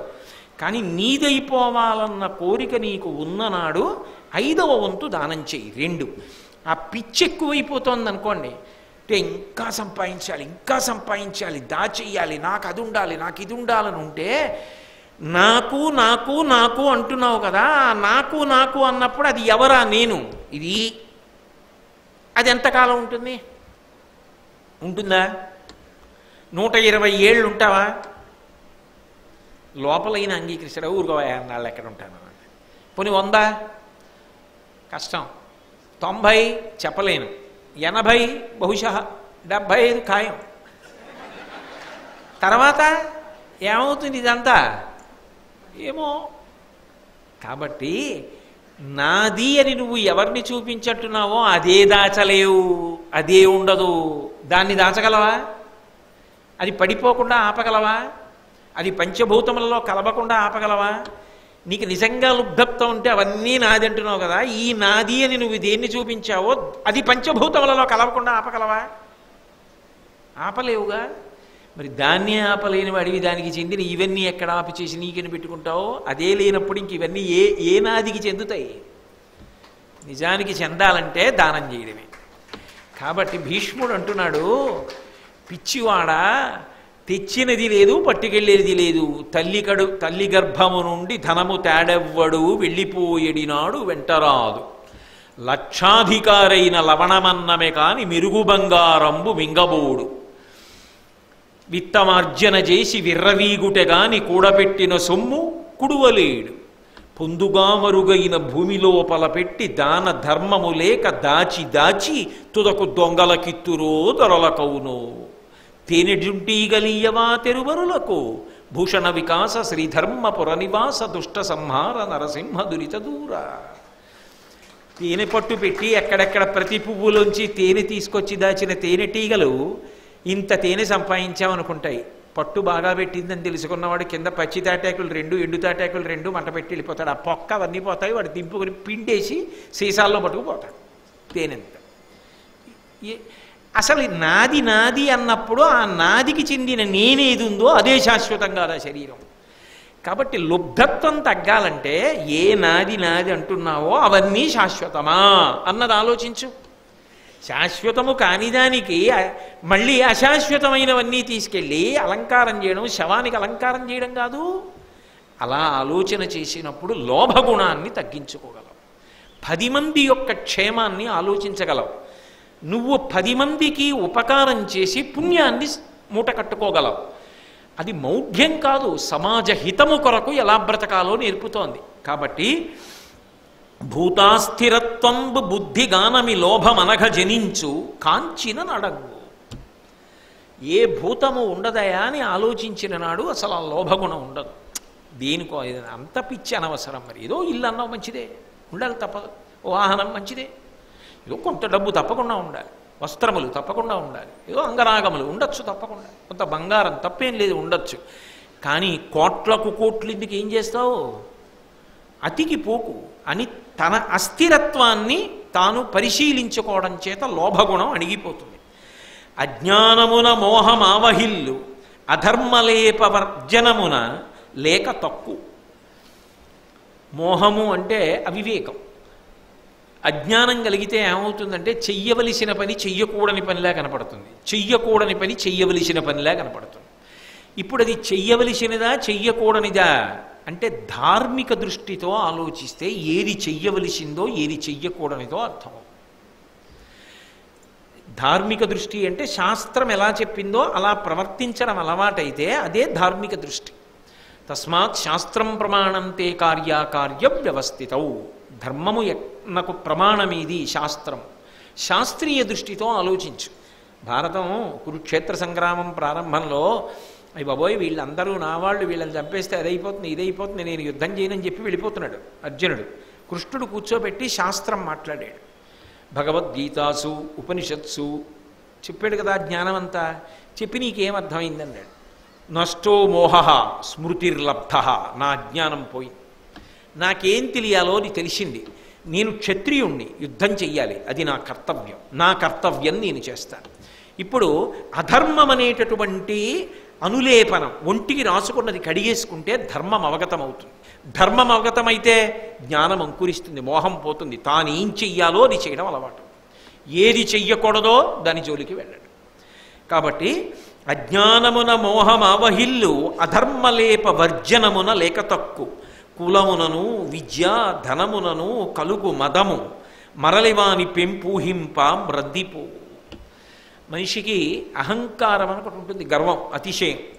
ఇవి సాధారణంగా ఏ కారణముల చేత వెంబడిస్తాయో చెప్తున్నాడు. అందులో మొదటిదేది అంటే కులము. కులము అంటే నా ఉద్దేశం ఏదో ఇవాళ ఉన్న సమాజ స్థితిలో నేను ఆ కులముల గురించి నేను మాట్లాడటం లేదు. కులము అంటే నేను ఫలానా వారికి చెందినవాడిని, ఫలానా కుటుంబంలో పుట్టినవాడిని. అదొక గర్వానికి కారణం. మా నాన్నగారు అది, మా తాతగారు అది, మాకు అంత డబ్బు ఉంది, అంత పెద్ద కుటుంబంలో వాడిని నేను, అదో గర్వానికి కారణం. అలాగే విద్య, నేను ఇంత చదువుకున్నాను, నాకు ఇన్ని విషయాలు తెలుసు, అదో గర్వం. ధనము, నాకు ఇంత డబ్బు ఉంది, అదో గర్వం. ఈ మూడు గర్వానికి కారణాలు ధర్మరాజా. ఈ గర్వము మనిషిని సర్వనాశనం చేసేస్తుంది. గర్వము పోవాలి అంటే దానికి విరుగుడు చెప్తున్నాడు భీష్ముడు. ఇది పోవాలి అంటే మరలి వాని పెంపూహింప మ్రందిపోవు. అవి ఎలా వచ్చాయి అన్నది ఆలోచించు, పోతుందంతే. నేను ఫలానా మహాభక్తుడైనటువంటి ఒక మహానుభావుడి కడుపున పుట్టాను, నా గొప్ప? అది నా గొప్ప కాదుగా, నేనేం కోరి పుట్టలేదుగా, అది పరమేశ్వరుడి అనుగ్రహం. అటువంటి ఆయన కడుపున పుట్టడం. మీరైనా అంతే. మీ తల్లిదండ్రులందరూ మహాత్ములే, వాళ్ళ కడుపున పుట్టడం మీ అదృష్టం. నా తల్లిదండ్రుల కడుపున పుట్టడం నా అదృష్టం. దానికి నా ప్రయత్నం ఏముంది? నేను ఈవిడ కడుపునే పుడతాను, ఈయన కడుపునే పుడతానంటే నేను భగవదవతారం అవుతాను. అలా నేను అడిగి పుట్టలేదుగా. అది కృష్ణ భగవానుడు అయితే ఇగో నీ కడుపున పుడతానని చెప్పొస్తాడు. వామనమూర్తి అయితే నీ కడుపున పుడతానంటాడు. నేను అలా చెప్పాను మా అమ్మగారికి, అమ్మా నేను నీ కడుపున పుట్టి నిన్ను చాలా కీర్తివంతురాలను చేయుదును అని ఏమైనా చెప్పి పుట్టానేమిటి? నేను గత జన్మలలో చేసుకున్నటువంటి అదృష్టలీశం ఏమైనా ఉందేమో అటువంటి తల్లిదండ్రుల కడుపున పుట్టాను. మీరైనా అంతే కదా. అయినప్పుడు అందులో నువ్వు గర్వపడడానికి ఏముంది? నువ్వేం చేశావని గర్వపడుతున్నావు? నేను అక్కడ పుట్టానడానికి. వెనక్కి పరిశీలనం చేస్తే గర్వం పోయింది. 2 విద్య, నాకింతొచ్చు అని కదా గర్వపడుతున్నావు. నీకన్నా బాగా వచ్చిన వాళ్ళు ఉన్నారా? నేను చాలా బాగా చెప్తున్నానండి ఉపన్యాసం అని గర్వపడ్డాను అనుకోండి. నువ్వు ఉపన్యాసం చెప్పడానికి ఇంత గొప్ప పద్యాలు రాసిన తిక్కనగారేమనాలి? తిక్కనగారు ఆంధ్రీకరించడానికి సంస్కృతంలో ఇచ్చిన వ్యాసుల వారిని ఏమనాలి? వ్యాసుల వారు రాయడానికి ఇంత గొప్పగా చెప్పిన భీష్మాచార్యుల వారిని ఏమనాలి? మరి వాళ్ళకే లేని గర్వం నీకెందుకు? అసలు వంటలన్నీ చేయించిన ఆయన ఏమో అన్నం తింటున్న వాళ్ళని చూసి ఆనంద భాష్పాలతో కళ్ళొత్తుకుంటున్నాడా? పప్పు వడ్డించిన వాడు గర్వపడిపోయాడా? అర్థం ఉందా? వాడేం పప్పు తీసుకురాలేదు, వండలేదు, ఏమీ చేయలేదు. ఆయన ఏమై కాస్త పప్పు వడ్డిస్తావా అన్నాడు. నీ అదృష్టం పప్పు వడ్డించావు. పప్పు వడ్డించినందుకు కాలర్ పైకెత్తి నేనేనండి పప్పు పెట్టాను వీళ్ళందరికంటే. పప్పు నీది కాదు, వండింది నువ్వు కావు, దాని డబ్బు నీది కాదు, మహానుభావుడు ఆయనది, ఆయన పప్పు నువ్వు వడ్డించావు. నేను అంతే, పప్పు అయింది, వడ్డించిన వాడిని నేను. నాకెందుకు మధ్యలో అహంకారం? నేనే అహంకరించవలసి వస్తే మరి ఇవన్నీ తయారు చేసిన వాళ్ళు ఎంత అహంకరించాలి? నేనెంతటి వాడిని అహంకరించడానికి అని వెనక్కి చూడు, నీకు ఆ గర్వం ఉండదు. నా అదృష్టం, నా చేత ఒక్క పద్యం చెప్పించైనా సరే చాలదా నా జన్మకి? మహాభారతంలో భీష్ముడు చెప్పినటువంటి మాటలు 4 చెప్పుకుంటున్నా శ్రావణ మాసంలో. ఇంకింతకన్నా నాకేం కావాలి? నాకేం వచ్చని చెప్పిస్తున్నాడు? నేనేం బాగా చదువుకున్నానా? నేనేమైనా విద్వాంసున్నా? నాకేమైనా కవిత్వం వచ్చా? నేనేమైనా పెద్ద అవధానినా? నాకేం తెలుసు? నాకేం తెలియదు. నాకేమీ తెలియకపోవడమే నాకున్న ఏకైక అర్హత. అందుకే ఈశ్వరుడు నా చేత ఇది చెప్పించాడు. కాబట్టి విద్య, ధనమును, డబ్బు ఎక్కడో ఏ తల్లిదండ్రుల కడుపునో పుట్టావు, వారసత్వంగా ఐశ్వర్యం వచ్చింది. లేదు ఓ వ్యాపారం చేసావు, కలిసి వచ్చింది. మరి అదే వ్యాపారం చేసిన ఇంకొక ఆయనకి పోయింది, ఏమంటావు? ఎక్కడో ఈశ్వరుడు ఉన్నాడు, అనుగ్రహించాడు, నీకు కలిసి వచ్చింది. దానికి గర్వం ఎందుకు? తీసేయాలను ఇచ్చిన వాడే తీయగలడు కూడా కదా, సత్యనారాయణ వ్రతం కథలోలాగా. ఆయన తలుచుకుంటే మాకురు ధన జన యవ్వన గర్వం హరతి నిమేషత్కాల సర్వం మాయామయమిదమఖిలం హిత్వా బ్రహ్మపదం త్వం ప్రవిశ విదిత్వా. సిరిదా వచ్చిన వచ్చును సలలితముగ నారికేళ సలిలము భంగిన్ సిరిదా పోగిన పోవును కరిమంగిన వెలక పండు కరణిమి సుమతి. ఎంతట్లో పోవాలి? కాబట్టి అది ఈశ్వరానుగ్రహం. ఆయన ఇచ్చింది. నాకేమి సంబంధం దీంతో అనుకున్న నాడు పరమ సంతోషంగా, దానితో ఏ గర్వం లేకుండా నువ్వు హాయిగా ఉండగలవు. కాబట్టి ఈ 3 విషయాల్లో నీ గొప్పతనం ఏమిటన్నది ఆలోచిస్తూ ఉండు. ఆలోచిస్తే నీకు అసలు ఎప్పుడూ కూడా గర్వం కలిగే అవకాశం ఉండదు. పరమ సంతోషంగా భగవంతుడిచ్చిన అనుగ్రహంగా ఆయనకి 2 చేతులు కైమోడ్చి నమస్కరించి వినయంతో వెళ్ళిపోగలుగుతావు. కాబట్టి సాత్వికుడుగామి పడము మాత్సర్యము. మనసులో సత్వగుణం లేకపోతే ద్వేషభావాలు పుడతాయి. మాత్సర్యం, వాడంత మంచి పేరు ఎందుకు తెచ్చుకోవాలి? వాడికంత కీర్తి ఎందుకు ఉండాలి? వాడిని అందరు ఎందుకు స్మరించాలి? వాడి పేరు ఎందుకు చెప్పుకోవాలి? వాడు చెబితేనే అంతమంది ఎందుకు వినాలి?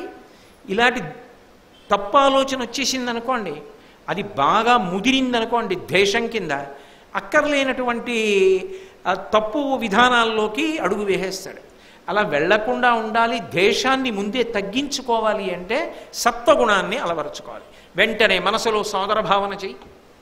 ఆయన నా సోదరుడు వంటివాడు, అదృష్టం కాదు నా సోదరుడు ఒకడు స్థాయికి వెళ్ళాడు, ఆయనని అందరూ సంతోషంగా అలా మాట్లాడుతున్నారే ఆయన గురించి, నేను నా సోదరుణ్ణి చూడాలి. ఆయన నా జిల్లావాడు, ఆయన నా ఊరువాడు, ఆయన నా దేశం వాడు. నిన్న సింధు పథకాన్ని తీసుకొచ్చింది, యావత్ భారతం ఎంత సంతోషించింది, మా పిల్ల అని సంతోషించింది. తప్ప ఆ పిల్ల ఎవరి పిల్ల, ఏ కుటుంబంలో పిల్ల, ఎవరి తల్లిదండ్రులు ఆలోచించామా? మరి సింధు విషయంలో ఆలోచించినట్టు నువ్వు అందరి విషయంలో కూడా అలా ఆలోచించు. మన అదృష్టం అటువంటి వాడు ఒకడు ఊళ్ళో ఉండడం, అటువంటి వైద్యుడు ఉండడం అదృష్టం, అటువంటి గాయకుడు ఉండడం అదృష్టం, అటువంటి విద్వాంసుడు ఉండడం అదృష్టం, అటువంటి భక్తి తత్పరుడు ఉండడం అదృష్టం, అటువంటి ధర్మాత్ముడు ఉండడం అదృష్టం. అలా ఆలోచించు, నీకెంత సంతోషంగా ఉంటుంది. కాబట్టి సత్వగుణము చేత ద్వేషము పోతుంది ధర్మరాజా. ఆ సత్వగుణాన్ని వదిలిపెట్టి వాడంత గొప్పవాడవడమే అని రగిలిపోవడం మొదలు పెడితే ఆ ద్వేషభావము చివరికి ఆయన్నేం చేయదు. మహా అయితే బాధ పెట్టేలా ప్రవర్తించగలవు. కానీ ఆ ద్వేషం అంటకాగిపోయి చివరికి ఎవరి అందరి ప్రవర్తించిందో వాళ్ళు పాడవరు. కాబట్టి అలా పాడవకూడదు ధర్మరాజా మనిషి. కాబట్టి సత్వగుణము చేత గెలవాలి. సత్వగుణం ఏర్పడాలంటే కూర్చుని ఆలోచిస్తే వస్తుందా? రాదు. పెద్దలైన వారు ఉంటారు, వారు ద్వేషంతో ఆలోచించరు, దేన్ని కూడా విశాల హృదయంతో ఆలోచిస్తారు. అటువంటి వారి దగ్గరికి వెళ్ళండి. కృష్ణావధానులు గారు ఉన్నారు, అంతటి అనుష్ఠాన తత్పరుడు, అంతమంది శిష్యుల్ని తయారు చేశారు. ఇప్పటికి ఇవాళ కూడా మీరు వాళ్ళ గురువు గారి గురించి 4 వాక్యాలు కంఠం తడబడకుండా ఏడవకుండా చెప్పమని నేను చూస్తాను. వాళ్ళ గురువు గారి ప్రసక్తి వస్తే కంఠం గాద్గదికమైపోయి ఇంత పెద్ద ఆయనకి కళ్ళంబట నీళ్ళు వచ్చేసి ముక్కు కారిపోయి కళ్ళు తుడుచుకొని ముక్కు తుడుచుకొని మాట్లాడతారు. అంటే ఆ గురువు పెట్టిన భిక్ష. ఆ గురువుగారు అందరినీ మహానుభావుడురా, ఆయనెంత నేర్చుకున్నాడు, ఈయనెంత నేర్చుకున్నాడు పొగుడుతుండేవారు. అందుకే మీరు అటువంటి పెద్దల దగ్గర కూర్చోండి, వాళ్ళు ఎవరినీ తక్కువ చేయరు. ఎవరి పేరు చెప్పండి, ఆయన బాగా చెప్తారండి, చాలా విషయం చదువుకున్నవారు, ఆ విషయంలో ఆయన మంచి నిష్ణాతుడు, దాని యందు బాగా ప్రవేశం సాధించాడు, మంచి సాధన చేశాడంటే తప్ప ఎవరి యందు తక్కువ చూడ. అసలు ఎందులోనైనా ఏదో ఒక మంచి గుణాన్ని చూడగలుగుతారు. అటువంటి పెద్దలని సేవించును ప్రయత్నపూర్వకంగా. నీకు అలా చూడడం అలవాటు అవుతుంది, దాని చేత ద్వేషము పోతుంది. కాబట్టి సత్పురుషులతో సహవాసం పెట్టుకో. దాని వలన ధర్మరాజా నువ్వు ఉత్తముడవు అనే కీర్తిని పొందుతావు అని భీష్ముడు ఒక మాట అన్నాడు. నా బాధంతా ఒకటే ధర్మరాజా, ఇవన్నీ దుర్యోధనుడు యందు ఆయన సోదరుల యందున్నాయి. ఇవేవీ నీ యందు లేవు ధర్మరాజా. లేనివాడు రాకుండా చూసుకోవాలి, ఉన్నవాడు వదిలించుకోవడానికి చూసుకోవాలి. లేదన్నాడని ధర్మరాజు గర్వపడిపోకూడదు. ఉన్నాయన్నవాడు వదిలించుకోవడానికి అప్పటికింక లేడు. వాడి శరీరమే పోయింది అంటే ఆ ఉన్నవాడు ఏమైపోతాడో తెలుసుకోవాలి కదా. కాబట్టి అది మహాభారతం అంటే, అది భీష్ముని యొక్క మాట తీరంటే. అంత అద్భుతమైనటువంటి విషయాన్ని మహానుభావుడు ప్రతిపాదన చేసి తరువాత వేరొక సందర్భాన్ని కొనసాగిస్తూ అంటాడు, లోకంలో అన్నిటికన్నా చాలా దారుణాతి దారుణమైన విషయం ఏమిటో తెలుసా ధర్మరాజా? కృతజ్ఞత. మనిషి ఉపకారాన్ని పొంది ఆ ఉపకారాన్ని పొందానన్న విషయాన్ని మరిచిపోవడం ఉందే, దానికన్నా కృతజ్ఞతా దోషం లోకంలో ఇంకొకటి లేదు. అది పరమ భయంకరమైన దోషం. మనిషి యందు అది ఉండకూడదు. ఒక చిన్న ఉపకారం తెలిసి కానీ తెలియక కానీ ఎవరైనా చేసినట్టయితే అది ఎప్పుడూ మనసులో జ్ఞాపకం పెట్టుకొని మళ్ళీ మళ్ళీ మళ్ళీ మళ్ళీ జ్ఞాపకం తెచ్చుకొని వాళ్ళ యందు కృతజ్ఞతాభావంతో మనిషి బ్రతకాలి. నస్మరత్యపకారాణం శతమప్యాత్మవత్తయా కథంచిదుపకారేణ కృతే నైకేన తుష్యతి అంటారు వాల్మీకి మహర్షి రాముడి గురించి చెబుతూ. కథంచిదుపకారేణ, ఏదో అనుకోకుండా ఓ చిన్న ఉపకారం చేశారు ఎవరో ఒక ఆయన, అయినా రాముడు అలా తలుచుకుంటూనే ఉంటాట. అది ఆయన కృతజ్ఞత. కథంచిదుపకారేణ కృతే నైకేన తుష్యతి, ఒక్కడి చేసినా సరే అంత సంతోషించి అలా గుర్తుపెట్టుకుంటాట. అది మనిషికి ఉండవలసినటువంటి ఉత్తమమైన గుణం. అది లేకపోవడం ఎంత ప్రమాదానికి వెడుతుందో నీకు ఒక విషయం చెప్తాను వినవయ్యా ధర్మరాజా అని ఒక కథ చెప్పడం ప్రారంభం చేశాడు. ప్రారంభం చేసి పూర్వకాలంలో మధ్య దేశంలో, అంటే ఉత్తర భారతదేశానికి దక్షిణ భారతదేశానికి మధ్య భాగంలో ఉన్నటువంటి దేశంలో గౌతముడు అనబడేటటువంటి ఒక బ్రాహ్మణుడు ఉండేవాడు. బ్రాహ్మణుడి గురించే బాగా చెప్తారు కథల్లో. ఎందుకు చెప్తారు అంటే, పైన ఉండవలసిన వాడు జారిపోతే ఇంకా మిగిలిన వాళ్ళకి మాత్రం ఎలా అలవాటు పడుతుంది? ఎవడు బాగా ఉంచుకోవాలో వాడే ఉంచుకోవాలి, వాడే తడబడితే మిగిలిన వాళ్ళు తడబడరు. అందుకని బ్రాహ్మణుడినే ఎక్కువ చెప్తారు పతనం గురించి చెప్తే. కాబట్టి గౌతముడు అన్న బ్రాహ్మణుడు ఉన్నాడు. వాళ్ళ తండ్రి గారు చాలా నియమనిష్టలు కలిగిన వాడు, వేదాంగములు చదువుకున్నాడు. కానీ ఈయన సోమరితనం, ఏమీ చదువుకోలేదు. ఈయనకి చాలా తేలికగా డబ్బు సంపాదించాలి, ఇంద్రియముల యొక్క లౌల్యమును తీర్చుకోవాలి, శాస్త్రముతో సంబంధం లేదు. అంటే శాస్త్రాన్ని పట్టుకోవాలంటే కొంత సాధన చెయ్యాలి, కొంత కష్టపడాలి, కొంత ఘర్షణ అనుభవించాలి. అవన్నీ వదిలేయండి అన్నారనుకోండి, చాలా తేలిక. అందుకని చెప్పి ఈయన ఏం చేశాడంటే ఆ వేదం చదువుకోవడం మానేశాడు, వేదాంగములను వదిలిపెట్టాడు, తల్లిదండ్రుల్ని వదిలిపెట్టాడు, బోయవారితో కలిసి తిరగడం మొదలుపెట్టాడు అరణ్యం. వాళ్ళ వృత్తి వాళ్ళది. వాళ్ళు జంతువులను వేటాడి ఆ మాంసం తినేవారు. ఈయన కూడా జంతువుల్ని వేటాడి మాంసం తినడం మొదలెట్టాడు. ఒక బోయకాంతనే పెళ్లి చేసుకున్నాడు. అలా మాంసం అమ్ముతూ ఉండేవాడు, డబ్బు సంపాదిస్తూ ఉండేవాడు, తింటూ ఉండేవాడు, తిరుగుతూ ఉండేవాడు. ఇంతకన్నా ఏమి ఉండాలనేవాడు. ఇప్పుడు నేను చెడ్డవాడిని ఎవడంటాడండి? అందులో దారి తప్పినవాడు అసలు అంటాం. కానీ ఒక్కటి మాత్రం నిజం, దారి తప్పినవాడు దారిలోకి వచ్చాడో వాడు పాడవడం అన్నది ఇక జీవితంలో ఉండదు. ఖచ్చితంగా దారిలోకి వస్తాడు. రాకపోవడం అన్నది ఉండదు. భగవంతుడిచ్చిన గొప్ప వరం అది మనిషికి. అందుకే ఆయన ఆ బోయవారితో కలిసి తిరుగుతున్నాడు. ఒక రోజున ఎక్కడి నుంచో వైశ్యులు వచ్చారు, వాళ్ళు వ్యాపారం చేసుకోవడం కోసం వెళ్ళిపోతున్నారు. ఈయన కూడా వాళ్ళతో కలిసి బయలుదేరాడు. ఎందుకో బయలుదేరి వెడుతున్నాడు. ఇంతలో ఎక్కడి నుంచో అరణ్యంలో ఒక పెద్ద ఏనుగు వచ్చింది. ఆ ఏనుగొచ్చి విశృంఖలంగా, అంటే స్వేచ్ఛగా అటు ఇటు పరిగెడుతూ కనపడ్డ వాళ్ళందరినీ తొండంతో పట్టుకుని గిరగిరా తిప్పి నేలకేసి కొట్టి కాలుతో తొక్కేస్తోంది. అందరూ చల్లా చెదరైపోయి తలో దిక్కుకి పారిపోయారు. ఈయన తలో ఇంకో దిక్కుకు పారిపోయాడు. ఆ పారిపోవడంలో ఒక పెద్ద చెట్టు కిందకి వెళ్ళాడు. ఆ చెట్టు చుట్టూ లతలు అల్లుకుని ఉన్నాయి, వాటి నిండా పువ్వులు ఉన్నాయి. పక్కన మంచి సరోవరం ఉంది. అందులోంచి పద్మినీషండ సుగంధమారుత వశస్ఫుట సీకరసిక్త మంజరీ మండిత అన్నట్లుగా ఆ పద్మముల నుంచి మంచి సుగంధం వస్తోంది. ఆ సువాసనలు చూసి ఆనందపడి అమ్మయ్య శాల తీరుదాం, ఏనుగు ఎక్కడా లేదులే, ఇంకో దిక్కేటో పోయిందని చెప్పి ఆ చెట్టు కింద కూర్చున్నాడు. ఇంతలో ఎక్కడి నుంచో ఒక కొంగ వచ్చింది. ఆ కొంగ నడుస్తూ వచ్చి ఆయన దగ్గరికి వచ్చి, నువ్వు బ్రాహ్మణుల్లో ఉన్నావు చూడ్డానికి, నా పేరు నాడీజంఘుడు అంటారు, నాకు రాజధర్ముడు అని ఇంకొక పేరు కూడా ఉంది, నేను కశ్యపుని యొక్క సంతానానికి చెందినదానను.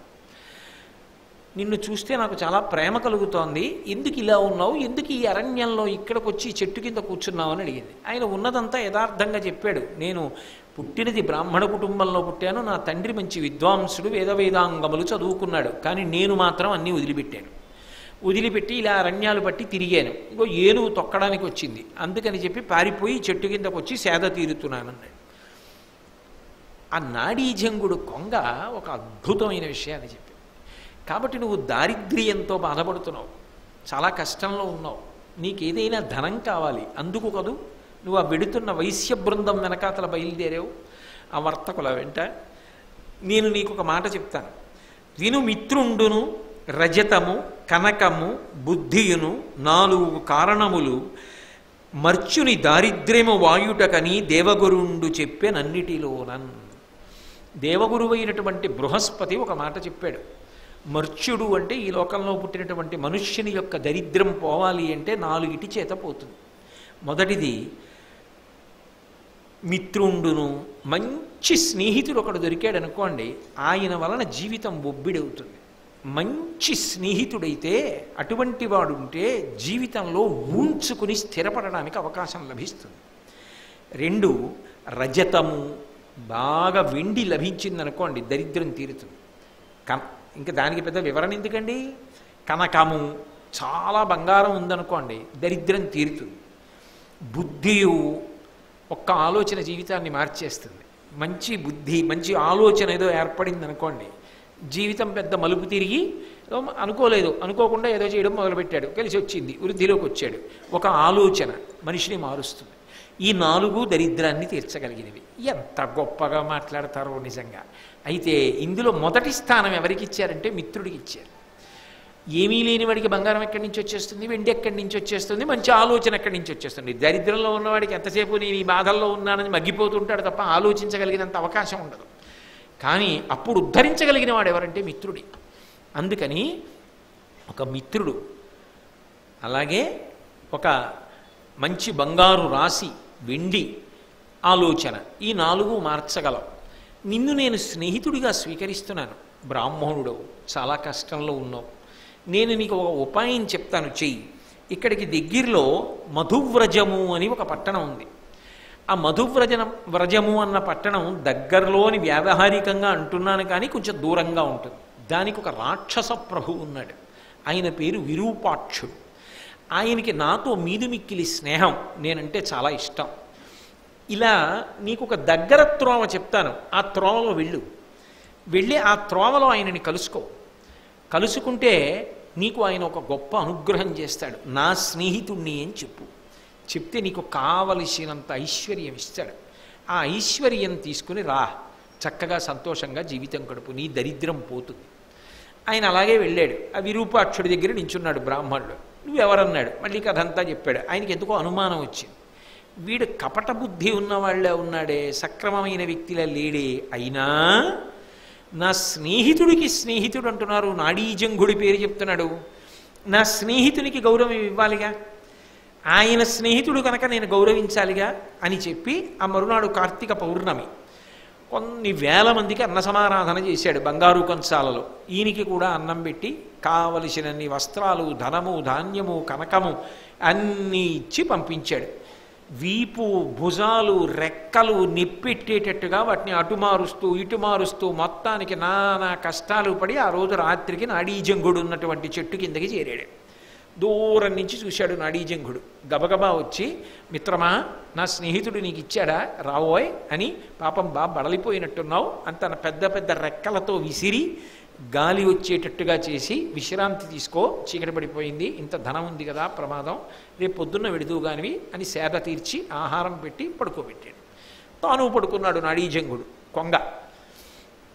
ఈయన ఆలోచించాడు బ్రాహ్మణుడు, ఏమని, రేపు ఈ ధనమంతా పట్టుకు బయలుదేరాలి, మళ్ళీ ఆకలిస్తుంది, ఎక్కడ పెట్టి ఆహారం కోసం వెళ్ళను, ఎవడైనా ఎత్తుకుపోడు, ఇంత ధనం పట్టుకెడుతున్నప్పుడు కాస్త ఆహారం కూడా పట్టుకుపోతే ఎక్కడ ఆకలిస్తే అక్కడ తినేయచ్చు, అంటే క్యారేజీ పట్టుకుపోదాం అని. కాబట్టి ఆయన దేనికి అలవాటు పడ్డాడు, ఆ వేటాడి మాంసం తినడానికి అలవాటు పడ్డాడు. ఆయన పక్కకి తిరిగి చూశాడు, ఈ కొంగ కనపడింది, మంచి బలిసి ఉంది కొంగ. దీన్ని చంపేసి పట్టుకుపోతే అయిపోలా అని ఒక బడిత చేత్తో పట్టుకుని నిద్రపోతున్నటువంటి కొంగ తల మీద మోదాడు. అని మరణించి వెంటనే ఏదో దాని ఈకలు పీకేశాడు, దాని శరీరం అంతా ఛిద్రం చేసేశాడు, మాంసం తీశాడు, ముక్కలు కోసుకున్నాడు, మూట కట్టుకున్నాడు. మరునాడు తెల్లవారుజామునే ఇక్కడ దుర్వాసన వస్తోంది, కొంగని చంపాను కదా, ఎవరైనా వస్తారో ఏమిటో, రాజుకు తెలిసిందంటే నన్ను పట్టుకుంటాడు, ఎందుకు వచ్చిన కూడా బాబా వెళ్ళిపోదామని చెప్పి ఆ ధనమంతా మూటలు వీపు మీద ఎట్టుకుని వెళ్ళిపోతున్నాడు. ఆ రాజుకు అనుమానం వచ్చి, వీడికి ఇంత ధనం ఇచ్చాను కదా, నాడీజంగుడికి ఏమీ ప్రమాదం చేయలేదు కదా, వీడు ఇన్ని పుచ్చుకుని ఎందుకో మనిషి కపటంతో కనపడుతున్నాడు అని వెళ్ళి తన స్నేహితుడిని చూసి రమ్మని భటుల్ని పంపాడు.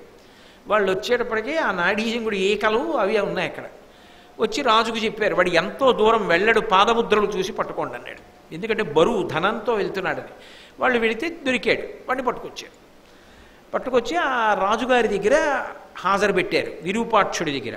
ఆయన అన్నాడు, నేను వీడిని చంపి తినేద్దు, రాక్షసరాజు కదా, వీడు కృతజ్ఞుడు, మిత్రద్రోహం చేసినవాడు, చేసిన ఉపకారం మరిచిపోయాడు, నేను అసలు వీడి ముఖం కూడా చూడను, వీడిని తీసుకురండి అంటే నా ఉద్దేశం మిమ్మల్ని తినేయమని, వీడిని నాకెందుకు చూపిస్తున్నారు, వీడి ముఖం కూడా చూడకూడదు ఇటువంటి కృతజ్ఞుడిది, బయటికి తీసుకెళ్ళి తినేసేయండి వీడిని అన్నాడు.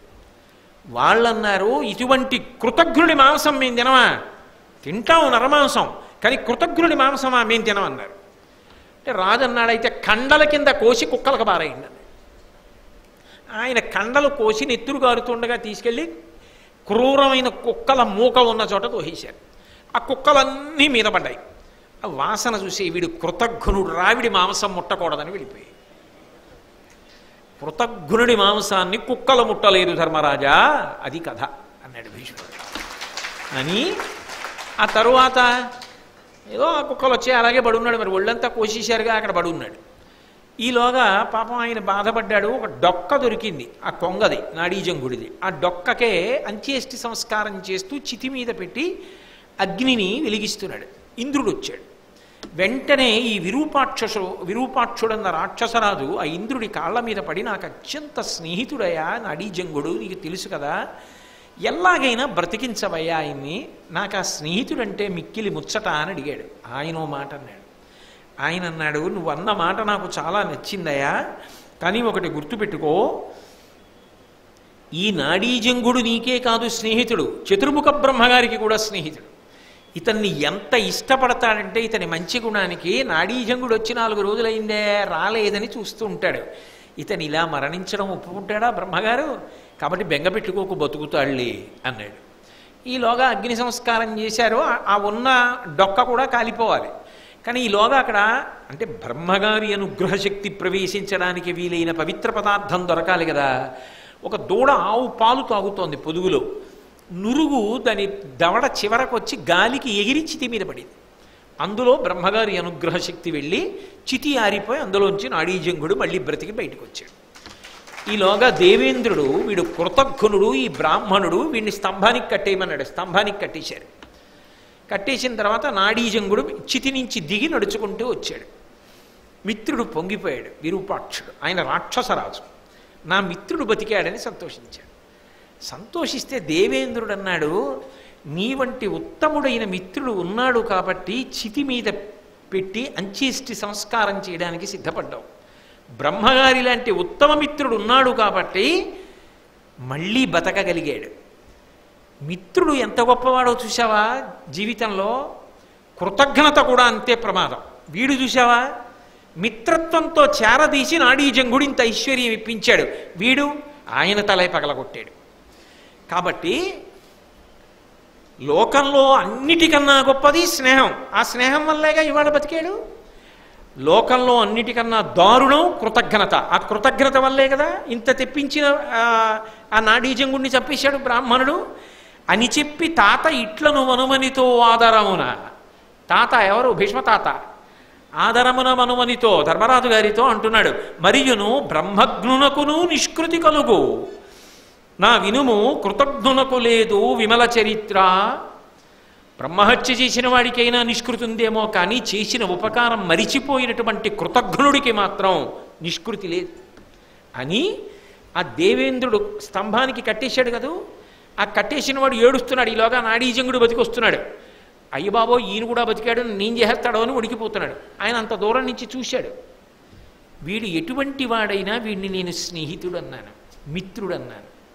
అతన్ని అలా స్తంభానికి కట్టేస్తే నాకు చాలా బాధగా ఉంది. అతని గాయములు పోయేటట్టుగా చేసి దేవేంద్ర అతన్ని విడిపించేసేయి. ఓ మిత్రమా విరూపాక్ష, అతనికి ఇచ్చిన ఐశ్వర్యం అంతా అతనికి ఇచ్చేది పట్టుకుని వెళ్ళిపోతాడు. స్నేహితుడు అని పిలిచాను కదా, నిలబెట్టుకోలేకపోతే వాడి కర్మ. నా స్నేహభావన అంతే. నా స్నేహభావనకి కళంకం రానియ్యకు మిత్రమా, అతని ఐశ్వర్యం అతనికి అన్నాడు. ఇతని స్నేహభావానికి మురిసిపోయి ఇంద్రుడు స్తంభం నుంచి విడిపించాడు.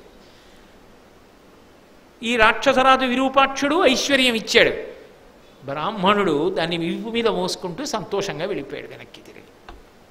ఇది చెప్పి భీష్మాచార్యుల వారు ఒక మాట చెప్పాడు. మిత్రుండు ఐహికములు, ఆ ముత్రికములు అయిన భద్రములు తలకొలుపున్, మిత్రధనంబులోనను మిత్రుడు ఎక్కుడను మాట మిత్రుడు ప్రజ్ఞుల్. మిత్రధనంబులలోనను, మిత్రుడా ధనమా అన్న రెండిటి మధ్యలో తారతమ్యాన్ని పరిశీలిస్తే ఎంత ధనం ఉండడం కన్నా ఒక మంచి మిత్రుడు ఉండడం గొప్ప. మంచి మిత్రుడు ఉంటే జీవితంలో ఇక్కడ మనం ఊంచుకోవడానికి అవకాశం దొరుకుతుంది. అంతేకాదు ఆ మిత్రుడి వలన ఉత్తమగతులు కలుగుతాయి.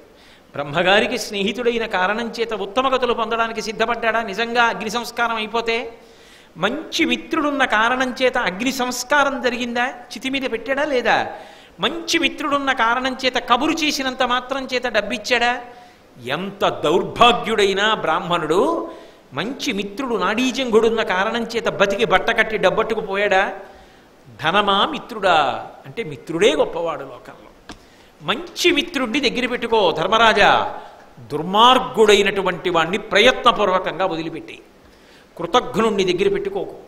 లోకంలో అత్యంత ప్రమాదకరమైన లక్షణమేది అంటే కృతజ్ఞతాదోషమే. అది ఎట్టి పరిస్థితులలో మనిషికి ఉండరాదు అని చెప్పి దీని తర్వాత హంసగీత అని చెప్పాడు. హంసగీత భీష్మాచార్యుల వారి నోటి వెంట వచ్చినటువంటి అమృత భాండములలో ఒకటి. ఇప్పటికీ నాకు తెలిసి సంతానం లేనటువంటి వాళ్ళు, వంశం నిలబడాలి అని కోరుకునేటటువంటి వాళ్ళు దీన్ని నిత్యపారాయణ చేసుకుంటూ ఉంటారు. నేను మీకు కేవలం అందులో ఉన్న వైభవాన్ని చూపించడానికి చెప్తున్నాను, కానీ నిజానికి ప్రతి పద్యాన్ని ఒక్కొక్క రోజు వ్యాఖ్యానం చేయవలసినటువంటి విషయాలు, అంత గంభీరమైన విషయాలు. పరిచయం కోసం మీకు ఒక్కసారి ఆ హంసగీత వైభవాన్ని చూపిస్తాను. ఒకప్పుడు చతుర్ముఖ బ్రహ్మగారు బంగారు హంస రూపాన్ని పొంది క్రీడిస్తున్నాడు.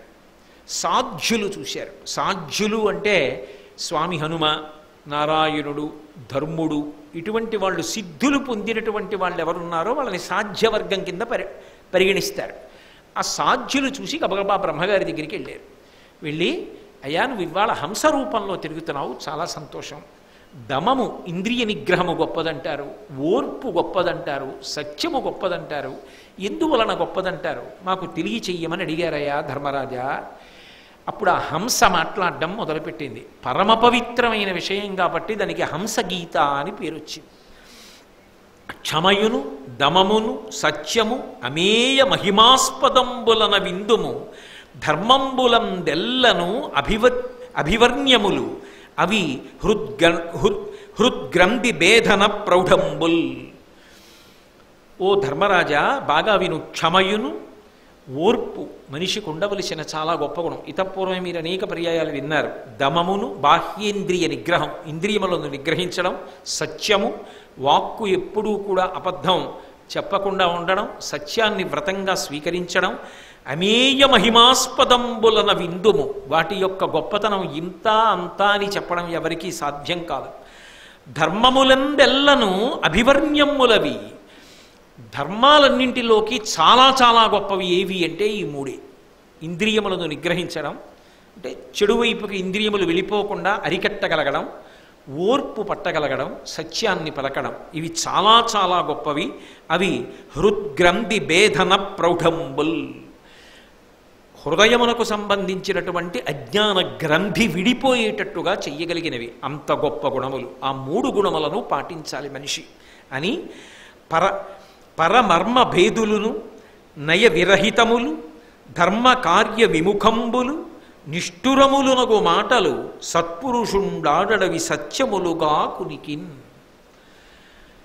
సత్పురుషులైనటువంటి వారి యొక్క నోటి వెంట 3 గుణములు కలిగినటువంటి మాటలు ఎన్నడూ రావు.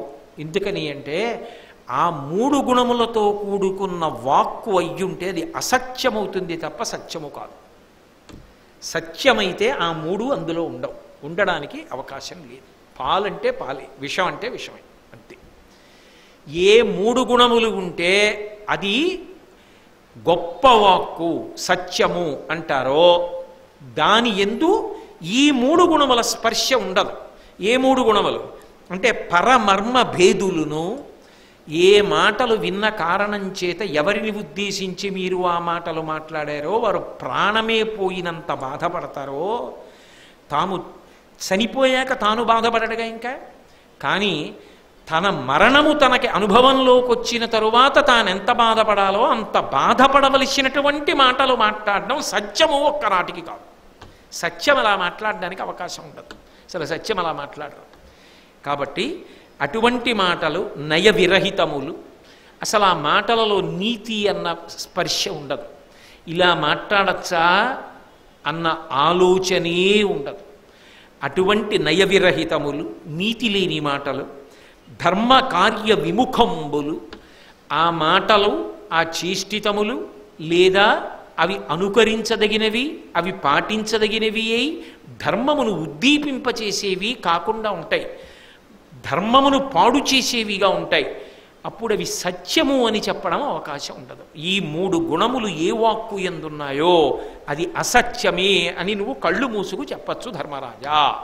ఏ 3 గుణములు ఉంటే బాగా గుర్తుపెట్టుకోండి.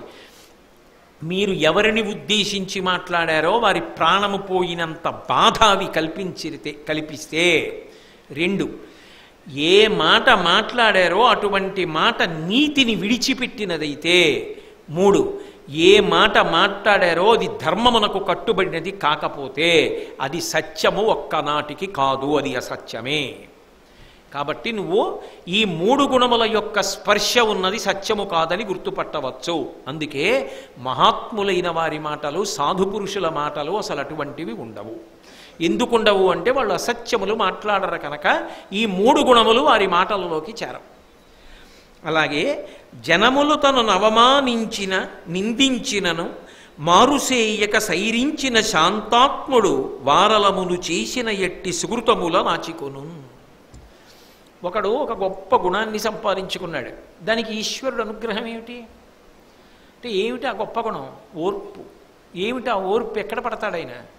ఆ సజ్జనుడి యొక్క గొప్పతనం ఎక్కడుంది అంటే జనములు తనను అవమానించిన, నిష్కారణంగా అవమానించారు, నిందించినను, తనని నింద చేసిన, తనని విమర్శ చేసిన, తక్కువ చేసి మాట్లాడిన, అనకూడని మాటలన్నా మారుసేయక సైరించిన శాంతాత్ముడు. తాను అలా మాట్లాడకుండా, తాను అలా ప్రవర్తించకుండా ఎవరు ప్రశాంతతకి కట్టుబడి, ధర్మానికి కట్టుబడి నిలబడిపోయాడు వాడు శాంతాత్ముడండి అని ఈశ్వరుడు వదిలేయడమేనా? వాడికి భగవంతుడి వైపు నుంచి ఏమైనా ఉపకారం ఉంటుందా అంటే భీష్ముడు తీర్పు చెప్తున్నాడు. వారలమును చేసిన ఎట్టి సుకృతముల నాచికొను. ఎవరు సత్పురుషుణ్ణి అలా అన్నారో, అన్నా కూడా ఆయన అంత శాంతంగా ఉన్నాడో, ఆయనకి అవతల వాళ్ళు చేసిన పుణ్యములు ఏమైనా ఉంటే అవన్నీ ఈయన ఖాతాలోకి తీసుకొచ్చేస్తారు. ఓర్పు వలన పరమేశ్వరుడిచ్చే కానుక అంత గొప్పది. అవతల వారు చేసిన పుణ్యములన్నీ కూడా ఓర్పు పట్టిన శాంతునకు వెళ్ళిపోతాయి. ఎవడు మాట్లాడాడో వాడి పుణ్యములన్నీ నశించిపోతాయి. కాబట్టి ధర్మరాజా తొందరపడకు సుమా. నీవు చేసిన పుణ్యమును రక్షించుకోవడం నీ మాట మీద ఆధారపడి ఉంటుందని జ్ఞాపకం పెట్టుకో. కీడాడిన మేలాడుచు తాడనమునరించిరేని దరహాసముతో నీడంబోదును క్రోధోత్పీడ వరయదిప్పుడును మదీయ హృదయమున్. ఆ హంస చెప్తోంది, కీడాడిన మేలాడు, నువ్వు నాశనం అయిపోవాలి అని నన్ను ఎవరైనా అంటే మీరు వృద్ధిలోకి రావాలి అని నేను మనస్ఫూర్తిగా అంటాను. ఎందుకని? కీడాడిన మేలాడు, వాళ్ళు నాకు కీడు కలగాలంటే వాళ్ళకి మేలు కలగాలని నేను అంటాను. హంస చెప్తోంది, నేను అలా అంటాను. తాడనమునరించిరేని దరహాసముతో నీడంబోదును. ఒకవేళ నన్ను కొడితే ఓ నవ్వు నవ్వుతానంతే. క్రోధోత్పీడ వరయదెప్పుడును, అంతేకాని కడుపులోనో గుండెల్లోనో అది పెట్టుకొని విపరీతమైన కోపం పెంచేసుకొని బాధపడిపోయి క్రుద్ధుడనైపోయి నేను చెయ్యవలసిన పనులు నేను చేయడం మానేసి కూర్చో. మదీయ హృదయమునన్, నా మనసు ఎప్పుడు నాకు కీడు చేసిన వాడికి కూడా మేలు చెయ్యాలని కోరుకుని నేను మాత్రం భగవంతుణ్ణి నమ్మి బ్రతుకుతాను. అలా ఉండాలి ధర్మరాజా. హంస చెప్తున్న మాటలు అవి. హంస అలా ఉంటుందిట అంటే బ్రహ్మగారు అలా ఉండడం గొప్ప. అలా ఉన్నవాడికి పరమేశ్వరుడు పరిపూర్ణమైన అనుగ్రహాన్ని ఇస్తాడు. మనసును వాక్కును రక్షమ్మనుబడు నెవ్వనికి శృతి తపస్త్యాగములాతని చేతిలో నివగునని మునిజనముల చేత విందుము నిరంతరమున్. మనసును వాక్కును రక్షంబనుపడు నెవ్వనికి అంటే ఎవరి మనసు వాడి చేతిలో ఉంటుందో, ఉద్రేకం తొందరగా పొందడో, ప్రశాంత చిత్తంతో ఉంటాడో, ఎవరి వాక్కు వాడి అదుపులో ఉంటుందో, తొందరపడి ఇష్టం వచ్చినట్టుగా మాట మాట్లాడకుండా ఉంటాడో, అటువంటి వాడికి భగవంతుని యొక్క రక్షణ నిరంతరము ఉంటుంది. దాన్ని ఒక గొప్ప తపస్సుగా ఈశ్వరుడు స్వీకరిస్తాడు. స్వీకరించి అటువంటి వాణ్ణి సర్వేశ్వరుడు సర్వకాలముల యందు కాపాడుతూ ఉంటాడు. పలుకుబడిన తని పాపంబులు విడుచున్ పలికిన తని పొందును పాపంబులు ఉరుపాపము తనపై నొలయింపగనేలా నింద ఉడిగినగాదే.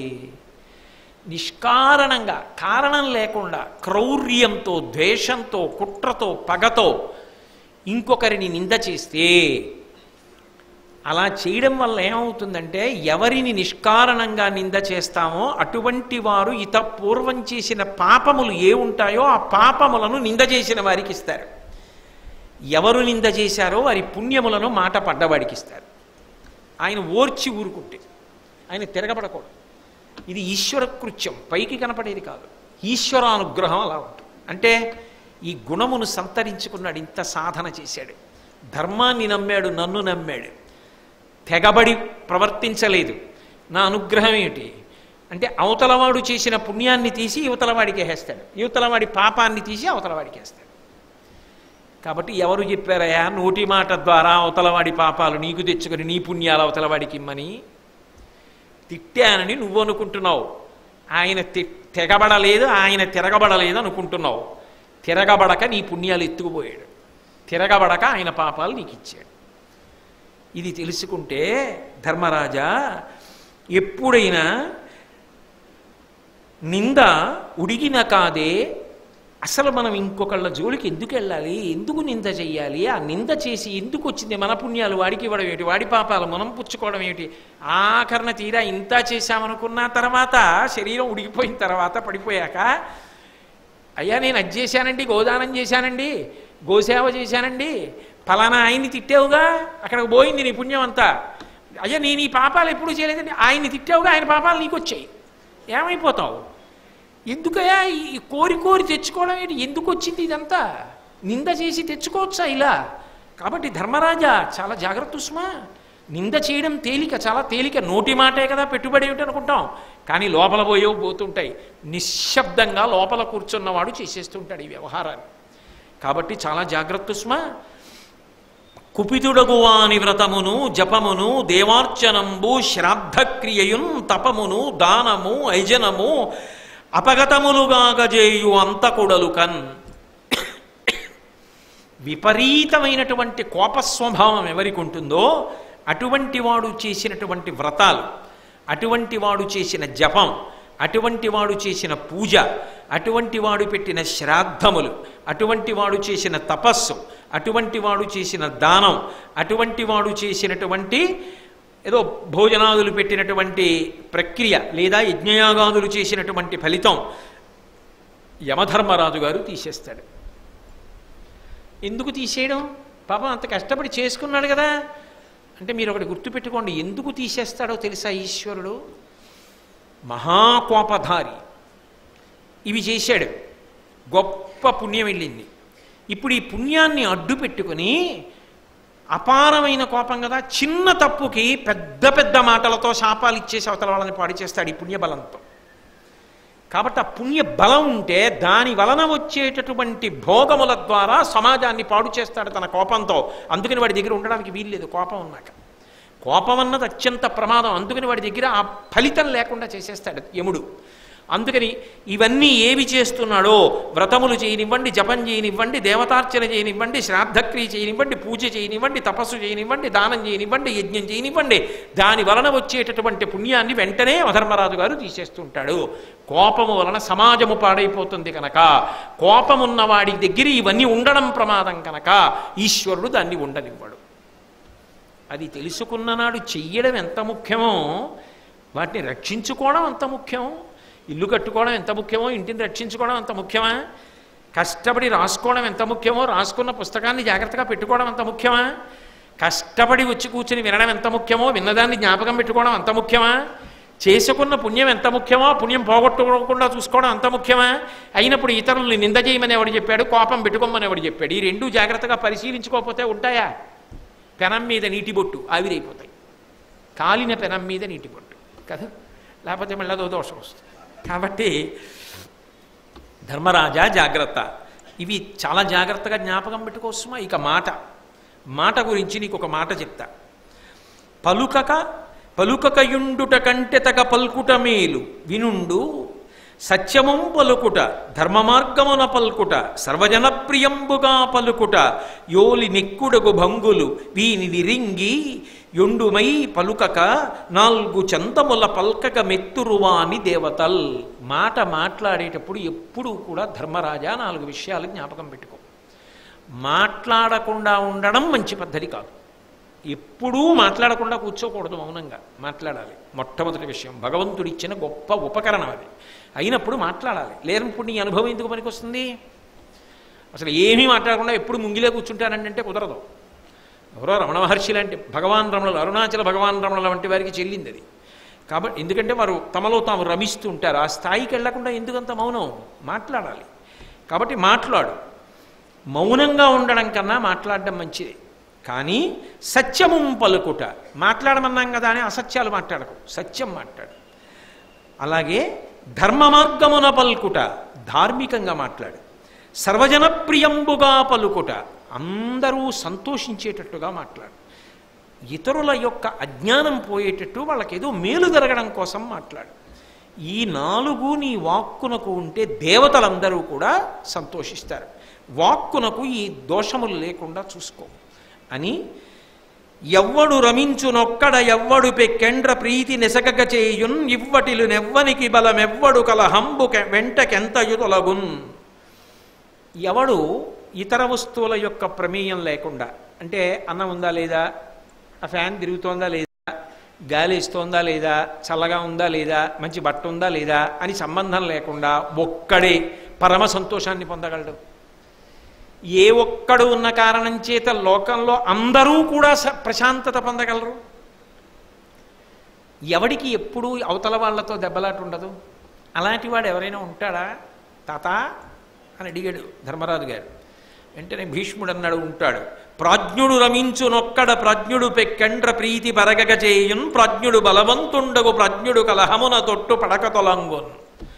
ప్రాజ్ఞుడు అంటే ఆత్మవిచారం చేసి ఆత్మని తెలుసుకునే ప్రయత్నంలో ఉన్నవాడు ఎవరి జోలికి వెళ్ళడు. తనలో తాను రమిస్తూ ఉంటాడు. ఎప్పుడు మంచి విషయాలు, భగవత్ సంబంధం తలుచుకు తలుచుకు తలుచుకు తలుచుకు తనలో తానే మురిసిపోతూ ఉంటాడు, ఆనందపడిపోతూ ఉంటాడు. ఆయనకి ఇతర విషయాలతో సంబంధం ఉండదు. ప్రాజ్ఞుడు పెక్కెండ్ర ప్రీతి పరగగ చేయున్, అటువంటి వాడు ఎక్కడుంటాడో అక్కడ అందరికీ సంతోషమే. అంతేకాదు ప్రాజ్ఞుడు బలవంతుండగు, ఎప్పుడూ భగవంతుడి గురించి ఆలోచిస్తూ ఉంటాడు. కాబట్టి ఆయనకి రక్ష భగవంతుడే, కాబట్టి ఆయనకన్నా బలవంతుడు ఉంటాడు. కాబట్టి ప్రాజ్ఞుడు కలహమున తొట్టు పడక తొలగును. ఆయన ఆ ప్రాజ్ఞుడైన వాడున్నాడే, ఆయన కలహము జోలికి వెళ్ళడు. ఎందుకంటే ఆయన అసలు ఎవరితోనూ దెబ్బలాట పెట్టుకునే ప్రయత్నం చేయడు. వాడు వినడు అనుకున్నాడు అనుకోడు, ఊరుకుంటాడు. వింటాడు, చెప్తాడు. విన్నాడు, పాటించలేదు, చెప్పడం నా కర్తవ్యం, చెప్పాను, మళ్ళీ చెప్పండి, ఇంకోసారి చెప్తాను, మీరు చెప్పిందంతా చెత్తండి, చాలా సంతోషం అండి, తప్ప ఆయన ఏం గొడవకి వెళ్ళడు. ఎవరికి నచ్చినట్టు వాళ్ళకు ఉంటుంది. ఒక్క వంకాయ కూర ఇంట్లో ఉన్న వాళ్ళందరికీ నచ్చదు. నేను ఎక్కడో ఒకసారి మా అబ్బాయిని చేర్చడానికి ఓ కాలేజీకి వెళ్ళాను. ఆ మెస్లోకి వెడితే అక్కడ బోర్డు ఉంది. దాని మీద ఏమని రాశారంటే, ఈ ప్రపంచమునందు ఏ వంటవాడు అందరి రుచులను తీర్చలేడు అని రాశాడు. నాకు చాలా గొప్పగా అనిపించింది. మెస్లో పెట్టాడురా అంటే, వేసిన పప్పు వీడికి నచ్చుతుంది, వాడికి నచ్చదు. కూర వీడికి నచ్చుతుంది, వాడికి నచ్చదు. పచ్చడి వీడికి నచ్చుతుంది, వాడికి నచ్చదు. ఏ వంటవాడేమిటి? ఇంట్లో ఇల్లాలు వండింది భర్తకి పిల్లలకి అందరికీ సమానంగా నచ్చకపోవచ్చు కదా. అయినప్పుడు ఒకడు చెప్పింది అందరికీ ఎలా నచ్చుతుందండి? ఒకడికి నచ్చదు. నచ్చలేదని కూడా ఒకటి వెళ్ళకూడదు. నమస్కారం పెట్టి అలా చాలా సంతోషం అండి, పరమానందం. అలా అన్నవాళ్ళు ఉన్నారు, ఇలా అన్నవాళ్ళు ఉన్నారు. ఇంతకన్నా జీవితంలో కావలసిందే ఉంది. గర్వం పెరగకుండా ఉండడానికి ఇదో మంచి అవకాశం అండి అనాలి. అంతేగాని దానికి గొడవ పడిపోయి గుండెలు బాధేసుకుని అల్లరి పడిపో కుసుమా ధర్మరాజా. వాడికి దెబ్బలాట ఎందుకు ఉంటుంది? దెబ్బలాట ఉండదు. వాడికి ఉండదు. వాడితో ఇతరులకు ఉంటే ఉండొచ్చు, ఆయనకి మాత్రం ఉండదు. కాబట్టి ప్రాజ్ఞుడు కలహమున తొట్టుపడక తొలంగున్.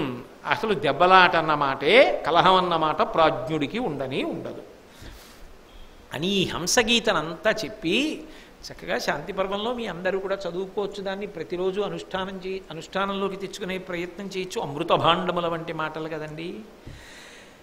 భీష్ముడు ఒక మాట చెప్పాడు, సాదర వృత్తి సాధ్యుల ప్రహర్ష సమేతుల చేయబూని సంవాదము చేసే దేవముని వంజుడజుండు ఇది చేయు ఆయురుత్పాదన ఇచ్చు సంతత శుభంబులు కీర్తియునర్చు పుత్ర పౌత్రోదయమావహించు భరతోత్తమ తన్ వినినన్ పఠించినన్.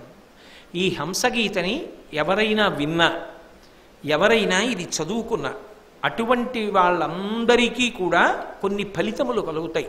దీనికి ఫలశ్రుతి చెప్పారు ఈ హంసగీతకి. ఇది చదువుకుంటే ఇవి జరుగుతాయి అని చెప్పారు.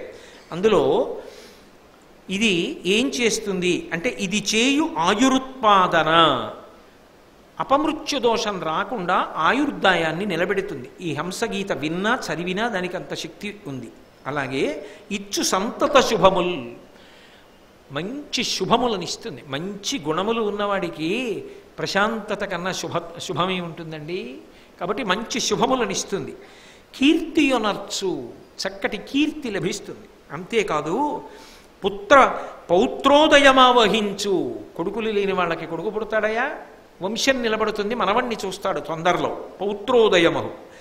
పౌత్రోదయం ఆవహించు భరతోత్తమ, ఓ ధర్మరాజా, తన్ వినినన్ పఠించినన్. ఈ హంసగీత విన్నా చదువుకున్నా అంత గొప్ప ఫలితం. అటువంటి హంసగీతని ధర్మరాజా ఇవాళ నీకు చెప్పానని భీష్ముడు చెప్పగా, పరమేశ్వరుడు అనుగ్రహించి నా చేత పలికించి నన్ను ధన్యుణ్ణి చేశాడు, వినేటట్టు చేసి మిమ్మల్ని ధన్యుల్ని చేశాడు. రేపటి రోజు సోమవారం, శ్రావణ మాసంలో వచ్చేటటువంటి సోమవారం పరమశక్తివంతం. కిందటి సోమవారం మనందరం చాలా అద్భుతమైన కార్యక్రమం చేశాం కదా. గోశాలలో కిందటి శ్రావణ సోమవారం నాడు చేసినటువంటి కార్యక్రమాన్ని ఈటీవీ రేపు ఉదయం మొదటి ఎపిసోడ్గా ఉదయం 8:05 ప్రసారం చేస్తోంది. మీ అందరూ కూడా చూడొచ్చు. మనం గత శ్రావణ సోమవారం కాకినాడలో గోశాలలో చేసిన కార్యక్రమాన్ని. రెండో భాగం మళ్ళీ ఎప్పుడో ఉంటుంది, నాకు తెలిసినప్పుడు మీకు చెప్తాను. కాబట్టి శ్రావణ సోమవారం చాలా చాలా గొప్పది, మహాశివరాత్రి కన్నా గొప్పది. అటువంటి శ్రావణ మాసం సోమవారం సాయంకాలం వేళలో భీష్మాచార్యుల వారి నోటి మీదుగా వచ్చినటువంటిది ఏది వింటే మనం తరిస్తామో, ఏది శ్రావణ సోమవారానికి అంతటికీ కూడా మనందరికీ అనుగ్రహ వర్ష రూపంలో నిలబడుతుందో అటువంటిది పరమేశ్వరుడు నా చేత పలికించి మీ చేత వినేటట్టు చేసి అనుగ్రహించుగాక అని నమస్కరిస్తూ, మంగళాశాసనపరై వేదాచార్య పురోగమై సర్వైశ్చ పూర్వైరాచార్యై సత్కృతాయాస్తు మంగళం. మంగళం కోసలేంద్రాయ మహనీయ గుణాత్మనే చక్రవర్తి తనూజాయ సర్వభౌమాయ మంగళం. ఉమాకాంతాయ కాంతాయ కామితార్థప్రదాయినే శ్రీగిరీశాయ దేవాయ మలినాథాయ మంగళం.